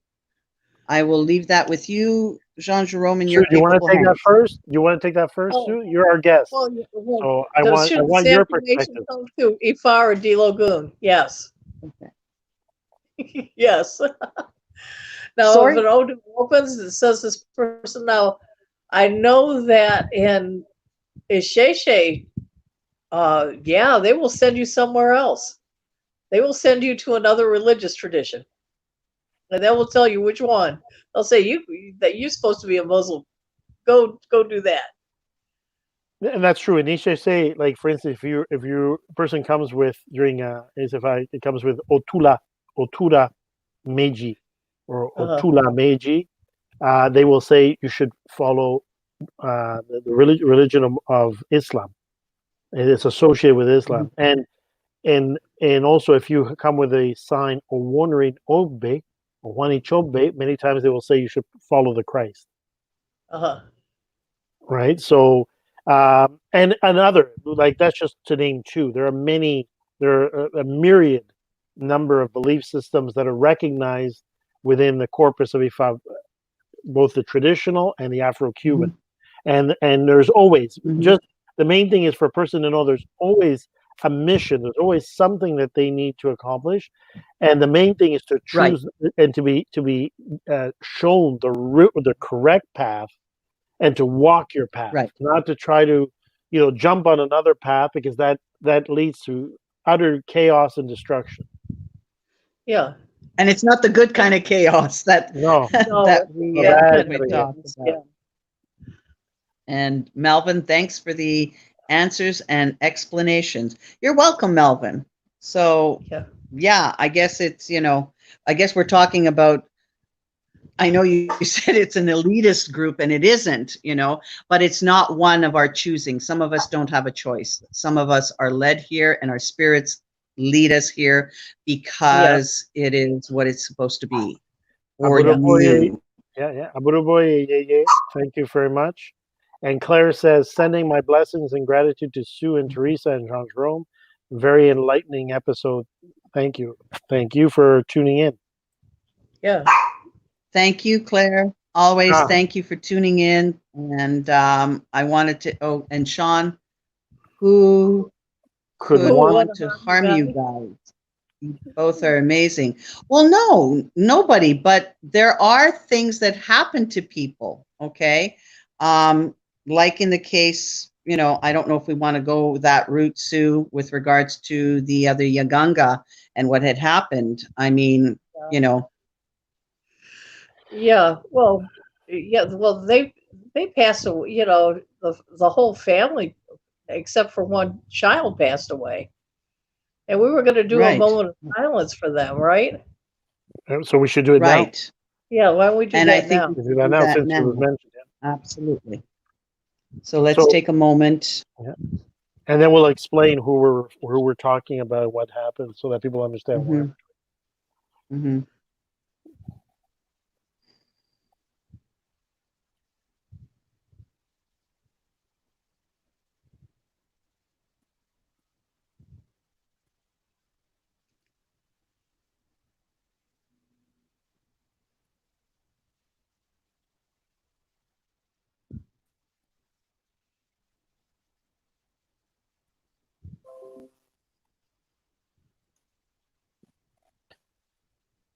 Ashe.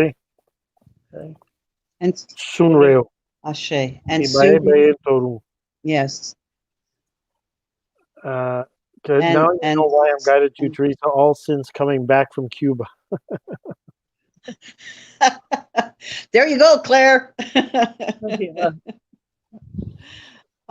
So Sue, can you give us a little bit of background? I know you were associated with her, and and what's interesting is that I think I only met her once, and just in passing, even though we were part of the same house. I came along in that house a little later. She had been in that UNASO for a little while, and she made an incredible transformation from like Eastern European little housewife that wore little frumpy dresses and had a lot of health issues to remember what she Mm-hmm. was like right before. I mean, she changed like it was a complete Transformed. it was a complete transformation. Absolutely. Absolutely. Yeah. When I started watching her videos and seeing the transition with her, this strength, this powerhouse that she was, and I followed her because I thought, oh wow, look, there's another Eastern European woman in an African tradition. Because I kind of felt like, Yeah. am I the only one out there? Until I knew Sue was, and Yeah. then that was through Beth. But I followed her, and I knew about her. And of course, there's also another lady, who I had come to know, Maya, Yeah. and she was such a powerhouse. She was so strong, and I really, like I said, I really admired her. And it was devastating when I heard that news that had happened to her. Yeah. I had done my own prayers for her. I did a rosary, and this was something that I dedicated just for her. And it was funny because when I finished my prayers, I was very much directed to not do anything with regards to the rosary and this little crucifix that I had for her family. I held on to it, and it's funny. I held on to it for almost a year, and I didn't know what had happened or what the outcome was. Once they had investigated what had happened at her home, how the fire started, etc. But Yeah. I went to the Martyr Shrine here in Midland, and I literally walked into the grounds, and I asked Spirit to guide me to where I needed to put this rosary and this crucifix on their behalf for their family. And I started walking through the path and I kind of had my eyes shut in a way, and I turned around, and there was this, monument for family, and it was the Holy Family. Uh-huh. And I said, that's it. This is where I'm supposed to go. And as I approached it, there was this little space. Almost it looked like an altar, and the cinder blocks that were in there, or marble, there was enough room to actually put my hand in, and that's where I placed the rosary and the crucifix. And I said, and here I think you will rest, you know. And I was very touched and very moved by that. I went and I sat down, and as I told Jean Jerome, I started looking, and I just wanted to say goodbye, and if there was anything, that I could find that had sort of come to light a year later about what was going on. And they explained what had happened. And I said, it was a closure for me. It really was. And it was very, very moving for me. It was like a chance to say goodbye, even though I never met her. Yeah. I was just very drawn to her. She was such an incredible, Yeah. strong personality, Yeah. and I'm sure you felt that, So nobody really wants to harm you, or nobody wants to go out and harm someone else. But there are people we're in who a do tradition that, where stuff happens. yeah. People do stuff. People do works against other people. Yes, They have other people do work yes, they for them. do. Yes, they do. Yes, they do. And that's kind of unfortunate as well. Jean Jerome, do you have anything that you wanted to add, or what No, your as I said, observations were with regard to that? I didn't know her personally. I was at time I was following those videos because Teresa had pointed out this young woman and her family. They were following the tradition of Palo, and also she was trying to reconcile and basically learn about their Slavic traditions as well, and Right. honoring her ancestor. And I found her videos to be very compelling in terms of her search Sincere. for and sincere. So I Yeah. was very very sad to hear that her husband and Mm-hmm. her daughter were wiped out by the fire. So Yeah. Mm-hmm. so Mm-hmm. So I again, yeah. yeah. public service announcement is do not leave unattended candles burning. Absolutely. Absolutely. Absolutely. And again, it comes down to practice. You know, when we do our individual practices and what we're led to by our spirits, etc., you know, we have to be very cognizant of what we do and how we approach things. You know, the tools that we use from our toolbox, you know, and the respect we have to pay with regards to that, you know, it's not to be taken lightly, you know, like, so, you know, when we talk about harm, we're talking about, you know, thinking of people being harmed by us or those throwing harm our way, you know, it's like,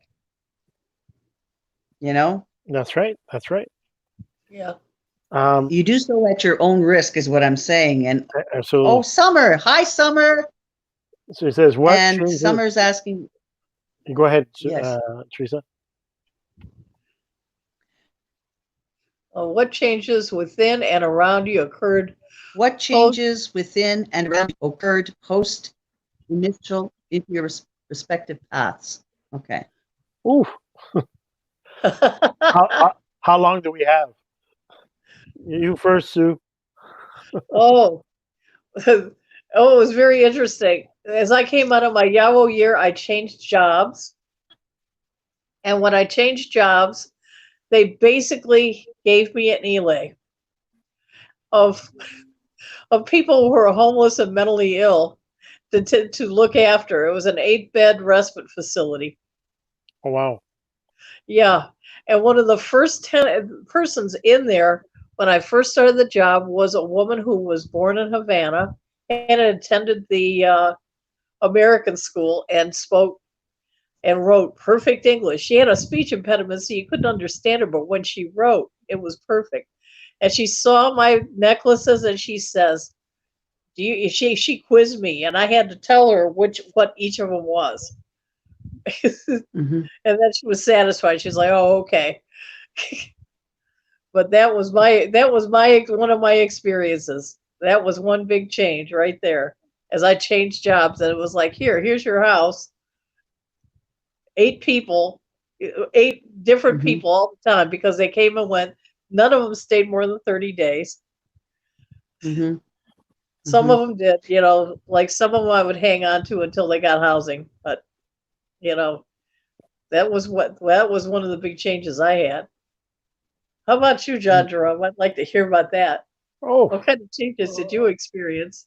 Oh my goodness. Well, to be honest, it was interesting when this November will be 10-year anniversary of being initiated as a babalao. And before that, you know, basically studying and prepping 3 or 4 years before that, before I actually went through the initiation. I had my own business for 17 years. Very shortly after my initiation, it was the 2012, after the 2008 financial meltdown. We lost about 50% of our client base through bankruptcy and everything else. And so coming out of Ibodun and everything else, I had to basically close down my business of 17 years. And my life changed and went to starting to, working with IFA and then maintaining a balance with my IT work. So, but that was a major upheaval. Like we moved, like everything just like changed dramatically. So it was definitely, I'm not the same man I was, 10 years ago. Let's put it that way. It's been very formative years. Sorry? You went direct to IFA? Yes, because during my ISEFA, IFA had said, and after we asked my titular Orisha, that I should go straight to IFA, and then later on, when she would call me, Oshun, that I would crown later on. But she wanted me to go directly to IFA. And my sign is Oshe Yeku. So Oshe Yeku. Oh, okay. So that is the Odu where appease Orisha, but we work Ifa more on the Vodun side, more on the straight into Ifa. Okay. And so, well, like I said, with me, the changes were the things that were happening in my life. My entire life was in an upheaval. Everything from oops, sorry guys. We're losing your connection a little bit there, Teresa. Can you hear me? Yeah, now we can. Sorry, can you hear me? Yeah, we can, but you were freezing there, so. Yeah, I could see that my screen was freezing. So as I was saying, my life was in an upheaval with it was my mom's death, and then the business that I had and how that was going south, the relationships around me, my personal relationships to my ex-husband, and that everything seemed like it was just tossed into the air. And I thought, oh my God, like what the hell is going on? Where is this all going? And it literally, that's when spirit stepped in, and the changes was a sense of stability. Suddenly, everything that seemed muddled and confusing to me became very clarified. I became stronger in that sense. My confidence in myself again to come back and really sort of go, whew, well, wasn't that a trip? That's what I found was the changes within myself and being given a second chance, so to speak. And it's a form of discipline as well.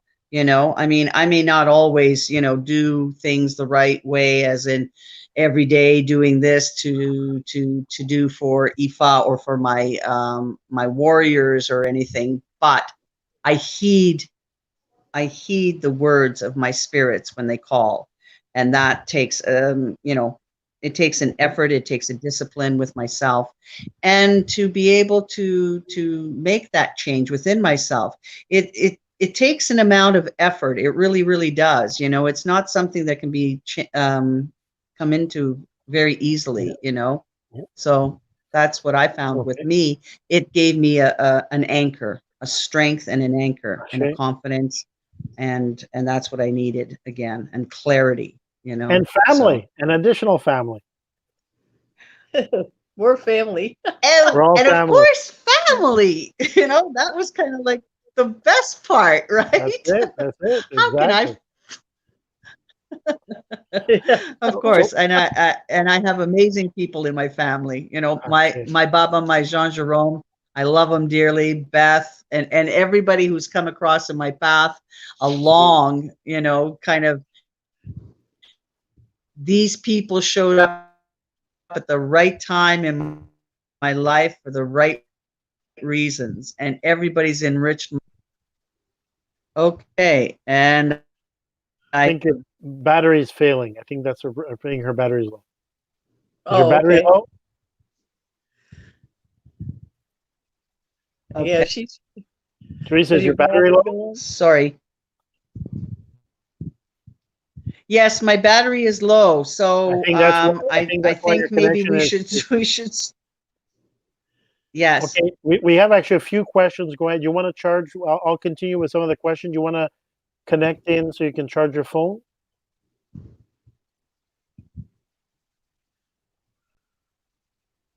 I'm going to go and plug in. Yes. Yeah, so I'll be back because I think that's why her connection's dying.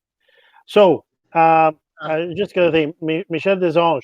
Michel, Osa only speaks about many things. Osa only, if you're using Osa only, you're talking more from Dilogun. So that means somebody has read for you with Dilogun as opposed to the Fa. But that doesn't necessarily mean, unless it was a ceremony for determining, your path, life path, and all that, or a hand of Ifa, Isefa, that Odu can speak about many things, but that may not be applied to you, because that Odu speaks a lot about witchcraft, about magic, about other things, right? But again, it may not apply to you depending on how that reading was done, and if it was done really as a life reading or a reading of destiny like Isefa or Itefa. Okay. Sean says, thank you for answering my questions. Thank you, Michelle Desange. I'm glad you're enjoying it. I'm glad the show is being useful to you. Sean, have a good night. Blessings. Thanks for tuning in. He says he has to do a cleansing.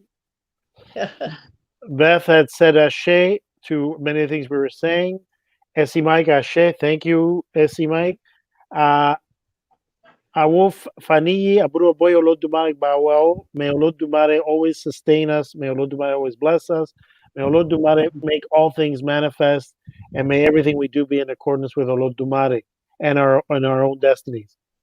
Now, an interesting question. Anne Oshoa says, why are there so many people that say and believe that women should not be initiated into Ifa, especially all the people that follow the traditions from Cuba? Why is this so controversial? So, Sue, do you want to take a little crack at that one, and then I'll try to explain that one? Well, one reason is a regional difference in practice. There are areas of Yoruba land that do not initiate women to Ifa, but there are others that do. Oyo does not. Parts of Oyo do not initiate women to Ifa. They do these days. Baba Wande is from Oyo, and he does, but there's other areas that don't. There are areas like that traditionally have initiated women, but the problem being is that if you are actually going through Babalao training or Ianifa training, it is extremely time consuming and it takes years.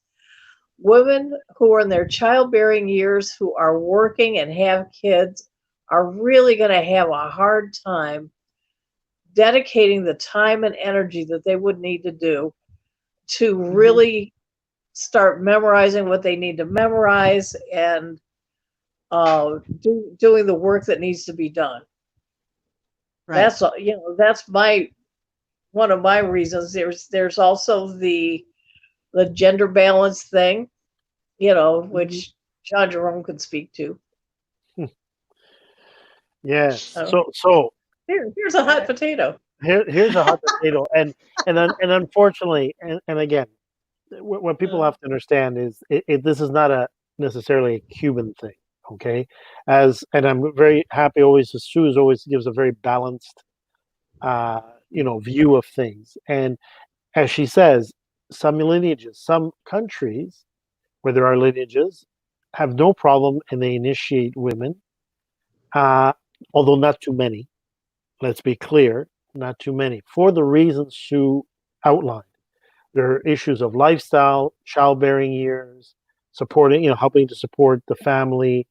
The normal in the traditional Fa or Ifa, usually Babalao has to apprentice and sometimes even live with their Baba, okay, which means that they have to become part of the family and have to basically memorize, study, practice, a very rigorous training. And as Sue outlined, many times if a woman is raising a family, in childbearing years, and also, let's say, taking on any other professional aspiration, it's going to be tough. Although there are instances where there were women, especially in Benin, because in Fagbasa there is no delineation. Any woman, any man, as long as it's their path, as long as they have the ancestry and the spiritual support to do so, they can practice the Fa, they can become Bokono, male or female. But again, there are not that many of them, right? And a lot of it is because of the societal demands and requirements for women. In Cuba, specifically, in our corpus of Ifa, there is no mention, zero mention, in our Afro-Cuban texts, which were compiled over just under 200 years in Cuba, which were the messages, the oral traditions codified in writing from ancestors who came over or were brought forcibly over through the transatlantic slave holocaust or trade. In all those oral traditions, a woman, or the term Iyanifa, and the term of a woman practicing or consulting Ifa is almost not mentioned, with maybe one exception, and where the Emoya, when Orumila had left, sometimes they say Oshun, sometimes they say Yemaya, when Orumila had left to wander the world, and there was nobody to really take care of the people that were in dire need of support, Yemoya, in some cases Oshun, behind a white curtain, would consult Ifa and would do very well because she had the gift of mediumship as well, and clarity of interpretation, and was able to help people and so forth. But that Odu within the Afro-Cuban text, then basically Orula complains and says, well, wait a minute, this shouldn't be this way. And then the Dilogun is given as the Eridilogun, the Dilogun is given as the main instrument for women to divine. So the argument, there are two main arguments in the Afro-Cuban tradition. One, we don't have it they don't have it in their text. So if we look at it as lineages that came over, in the lineages that came over from whatever parts of Africa or Nigeria they were, and Benin, that particular tradition, that particular custom didn't come over, number one. And number two, as a secondary custom which deals with Igbaodu, which is the greatest power a Babalao can have, which represents, the ability to interpret Odu as a female energy that emanates from Olodumare. Some say the daughter of Olodumare, and is what completes a Babalao. That particular Orisha and Fumei and E13 and many Oduns has a strict prohibition of women seeing. Now, there have been debates, some pleasant, some not so pleasant, over months and years over the internet.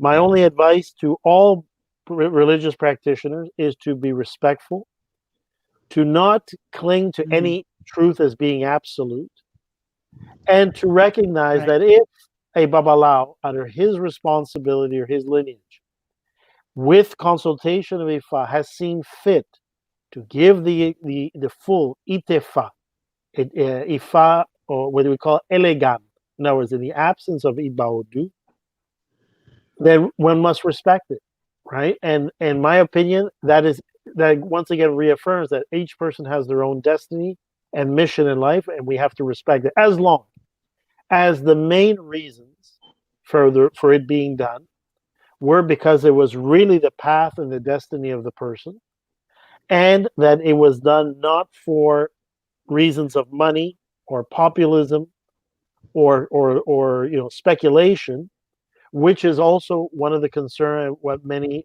Awos from in the Afro-Cuban lineage basically tout as being maybe what they feel is maybe a motivation in some cases for this explosion of women wanting to be initiated fully to Iyanifa. My own personal view, I respect. If you've gone through Ibodu, if you've received the initiation, what is written cannot be erased. And all Babalaos should respect that. And if you have differences, we have to show that we, even in our differences, even if we agree to disagree, we must show respect. And must show, respect at all levels. That's my view on it. That's hopefully gives some indication of the situation and an explanation of the rationale why there's been this debate going on for so long. Okay. Ken Allen, very important. Ashe. Thank you. Thank you to everybody with your comments, your questions, and those who tuned in. I want to ask Sue, is there anyone, do you have a quote or anything that you could say that represents you? But before we do, there's two things, because we had some excellent questions, and we focus on the questions. We still didn't get a chance to let Sue talk about how the belief system informs her. So I'm going to let I'm gonna let you talk about that in terms of your professional career, in terms of counseling, Right. and then we'll sum up the show with Beth's question or Beth's statement, Right. and I'll answer that and an update on that, and then we can ask for the quote. How's that, Sue? Right. Okay. Perfect. How does Take it it away, inform Sue. my practice as a counselor? Basically, my belief is that everybody comes down here with a destiny. You don't always know what it is. In fact, you probably won't, because the trip down from heaven is difficult and you're going to forget. And it's my belief that people don't choose bad destinies. No. You know, there's three ways to get a destiny, and one is that basically you're up in heaven and you choose one. You kneel down and you choose a destiny. The other one is that circumstances of birth, like having your umbilical cord wrapped around your neck, that is a particular destiny. That's Aina, that they give you a special name for that. And also, if you're born with a call, that's another one. And other people have a destiny affixed to them. That can be family circumstances. That could be maybe your family is traditionally hunters. So that's going to be your destiny. You're going to be a hunter of some kind. So, you know, part of this is like part of my job is to figure out what people's lives are really supposed to be about, and help them understand that despite whatever trauma they have experienced, because most of my folks are trauma survivors, a lot of them have been through the prison industrial complex. They have experienced racism, sexism, and poverty. Most of them are extreme poverty. And the thing is okay, what can your life be? What did you come here to do? Right. And that's always a question. And Sue, I wanted to ask you, because you know, as a counselor and being, you know, in our traditions, do you find that the spirits, their ancestors, come to you and talk to you, and can you feel them? And how do you interpret that so that you actually are able to give that to them and tell them this, you know, so that it gives them comfort and also gives them a message in that sense? Yeah, I don't do that too much. I had a coworker who did, and you know, because she really had spirits talking to her all the time. I don't get it that often. Okay. You know, so, but sometimes I'll just ask a question like, you know, like, tell me more about that. You know, tell me more about something like, you know, your grandparents. You know, tell me more about like your heritage, or like the people from your family. You know, what were their and that's strengths? when you feel they come forward and they start to yeah, that's where you really get the information, for me anyway. So there are three questions that are related, and I'm just Beth, and then two from our friend Freddie Guevara from Florida. Blessings, Freddie, many blessings. So I'm gonna display all three and summarize them in the interest of time. Beth says two houses in Cuba that I know initiate women into Ifa, one in Havana, one in Matanzas. Then Freddie says women must take their rightful place. And lastly, the first 5 Orientes in Cuba were women, fact. So I'm going to summarize all three. So in terms of the two houses in Havana and Matanzas, one of them, which is a Babalao fairly famous in Cuba, has stepped back from doing those initiations. And those traditions of initiating Yanifa were a direct import from the traditionalists that came to Cuba, and a couple of houses that ventured into going into the traditional lineage, where in that particular lineage they did the Yanifa, and they were pioneers in Cuba to do so. But that practice does not stem back more than 20, 30 years maximum. So and there was no foundation for that practice, within the Afro-Cuban corpus, period. that was a pure import from traditionalist Ifa into Cuba. Okay, and not all people who took on the traditional route ended up doing that practice. Okay, so that's number one. Number two, women rightful play, absolutely. But as we said at the beginning, and that's why, as I said, I am one who listens to Ifa. Ifa says to do something, and Ifa sanctions something, so be it. If it's within your tradition or lineage, legitimately, so be it. As long as it is in alignment with destiny, and that is what is to be done, perfect. But the other question, five oriate, an oriate is not a babalao. An oriate is not Iyanifa. Oriate means he who bows his head to the ate, to the mat, and to the opo, Right. because they are basically what we call italero, or people who basically consult, are the premier masters of ceremony and consultants of Dilogun, Eri Dilogun, right? But they're not Ifa. That is Ocha. No. Although the ceremony for Oriate is in Irete Kutan with an Ifa. So we make Oriates. Babalaos make Oriates. And yes, they were women. And they're excellent at caracorelas in terms of doing the itas for the different oricha. They're 100%. And last one was Beth. That is correct, but there is no denying that Ifa was being conferred onto women. Yes, but again, Beth, the devil's in the details. They were doing it not because there was any, and I repeat, any apataki, itan, odu within the Cuban corpus to do so. They took it basically direct import from Nigeria, which basically further created the polemic situation and antagonism, because it felt that the traditionalists were basically ramming this down the throat, and that they were doing it because of money, because they identified a market that was not being tapped or not being addressed by the Cuban babalaos, and that would give them some hegemony or some control of the religion in the diaspora in order to basically do it. That is the general view, again, from the Afro-Cuban camp, if you will. As I said, I respect all lineages. If you legitimately had it, traditions for for hundreds of years, and it was in your family, in your area, buru boya.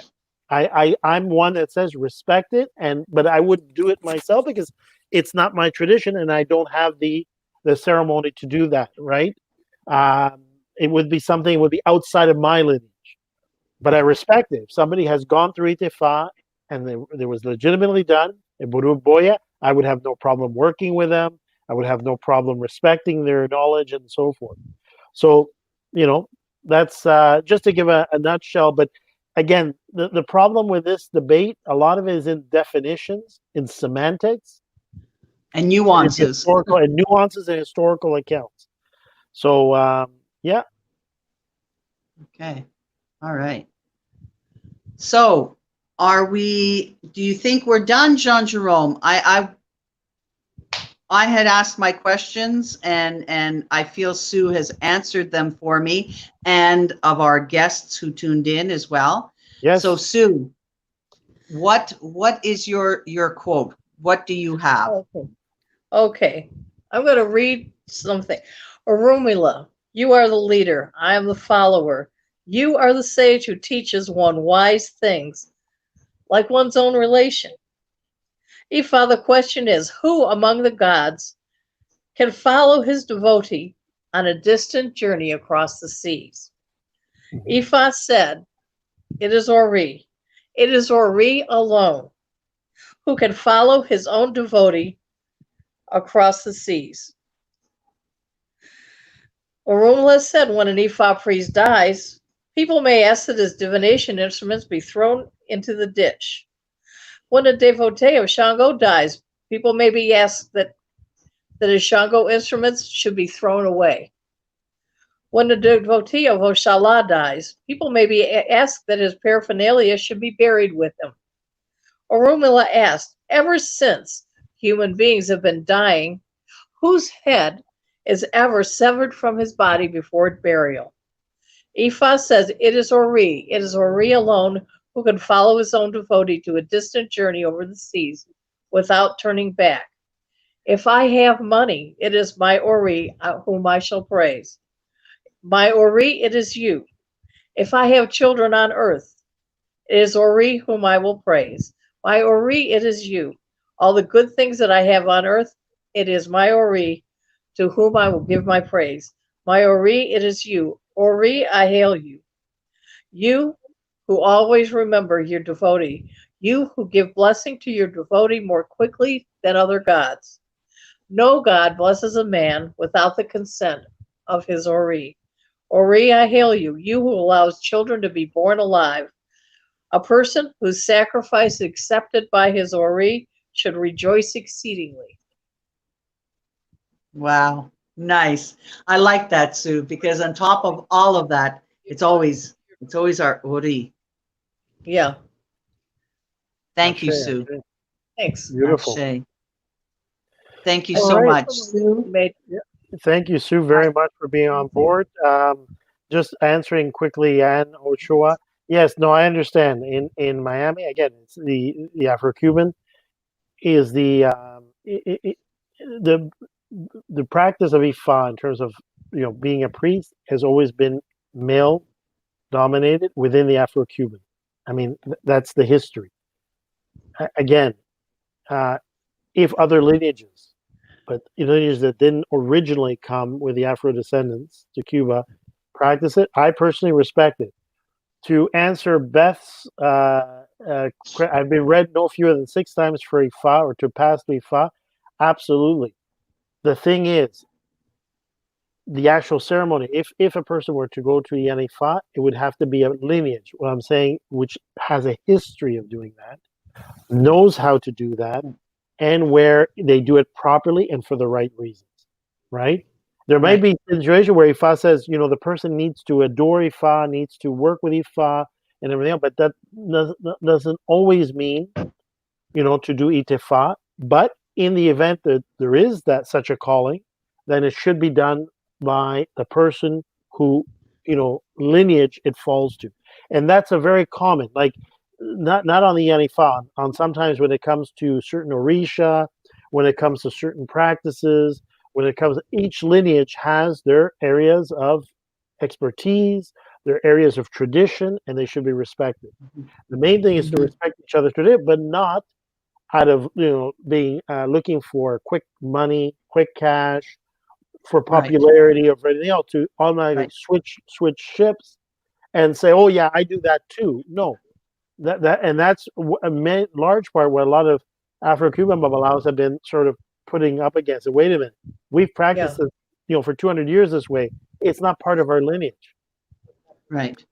So but the only counter to that is, if you disagree or if it's not in your lineage, still show respect and stick to the facts and what the Orisha and Ifa says. Don't put your 2 cents in, or try to have an ulterior agenda or anything else to change what the destiny or the mission of the person is, right? And thank you all. I enjoyed learning from you. All right, Lume, thank you.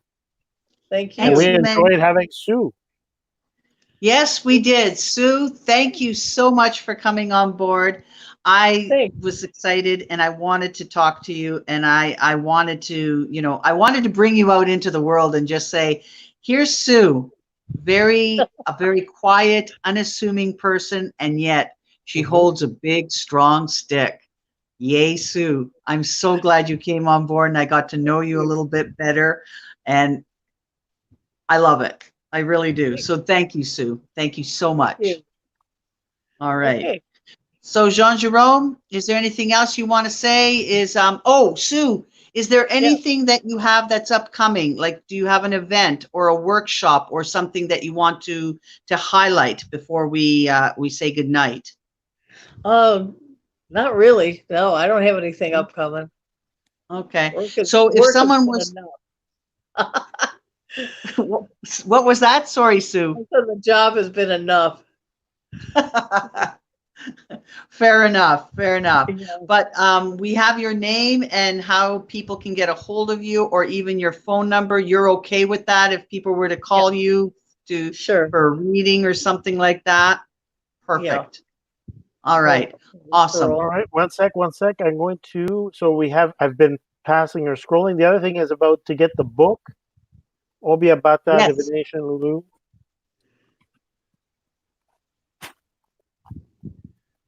Everyday I'm just scrolling divination. it. Yeah. Yeah. Sorry, Go to Jean Lulu. Jerome. It doesn't come out very clear. Okay, here it goes. Yeah. Her book on Yes. Obio Bata divination. There we go. Thank you, Yeah. Sue Kuklik. Yes. And then everyday divination for the devotee. Paperback and product. Okay, so Yeah. If you people, search under can they my go name, you'll find it. actually? I'm sorry, what was it? You're Sorry. breaking up. Yeah, Can you broke people up. go on Amazon? No, No. no, it's not through Amazon. It's just Lulu. Oh, okay, Lulu. Okay, then I don't know what Lulu is. Is that a Jean It's Jerome? Is that basically It's self-publishing. like it's like an Amazon, but it's for people that self-publish or all have different publishers, and they put their books up. It's like a marketplace. They have many works from different people. Yeah, and they print on demand, which is a Okay. nice thing. That's correct. That's correct. okay? All right. All Well, right, awesome. thank you so much. Thank you. Thank Thank you. you. Thank you, everybody. Thank you. Odabo, have a good night. Blessings. Have a good weekend, everybody.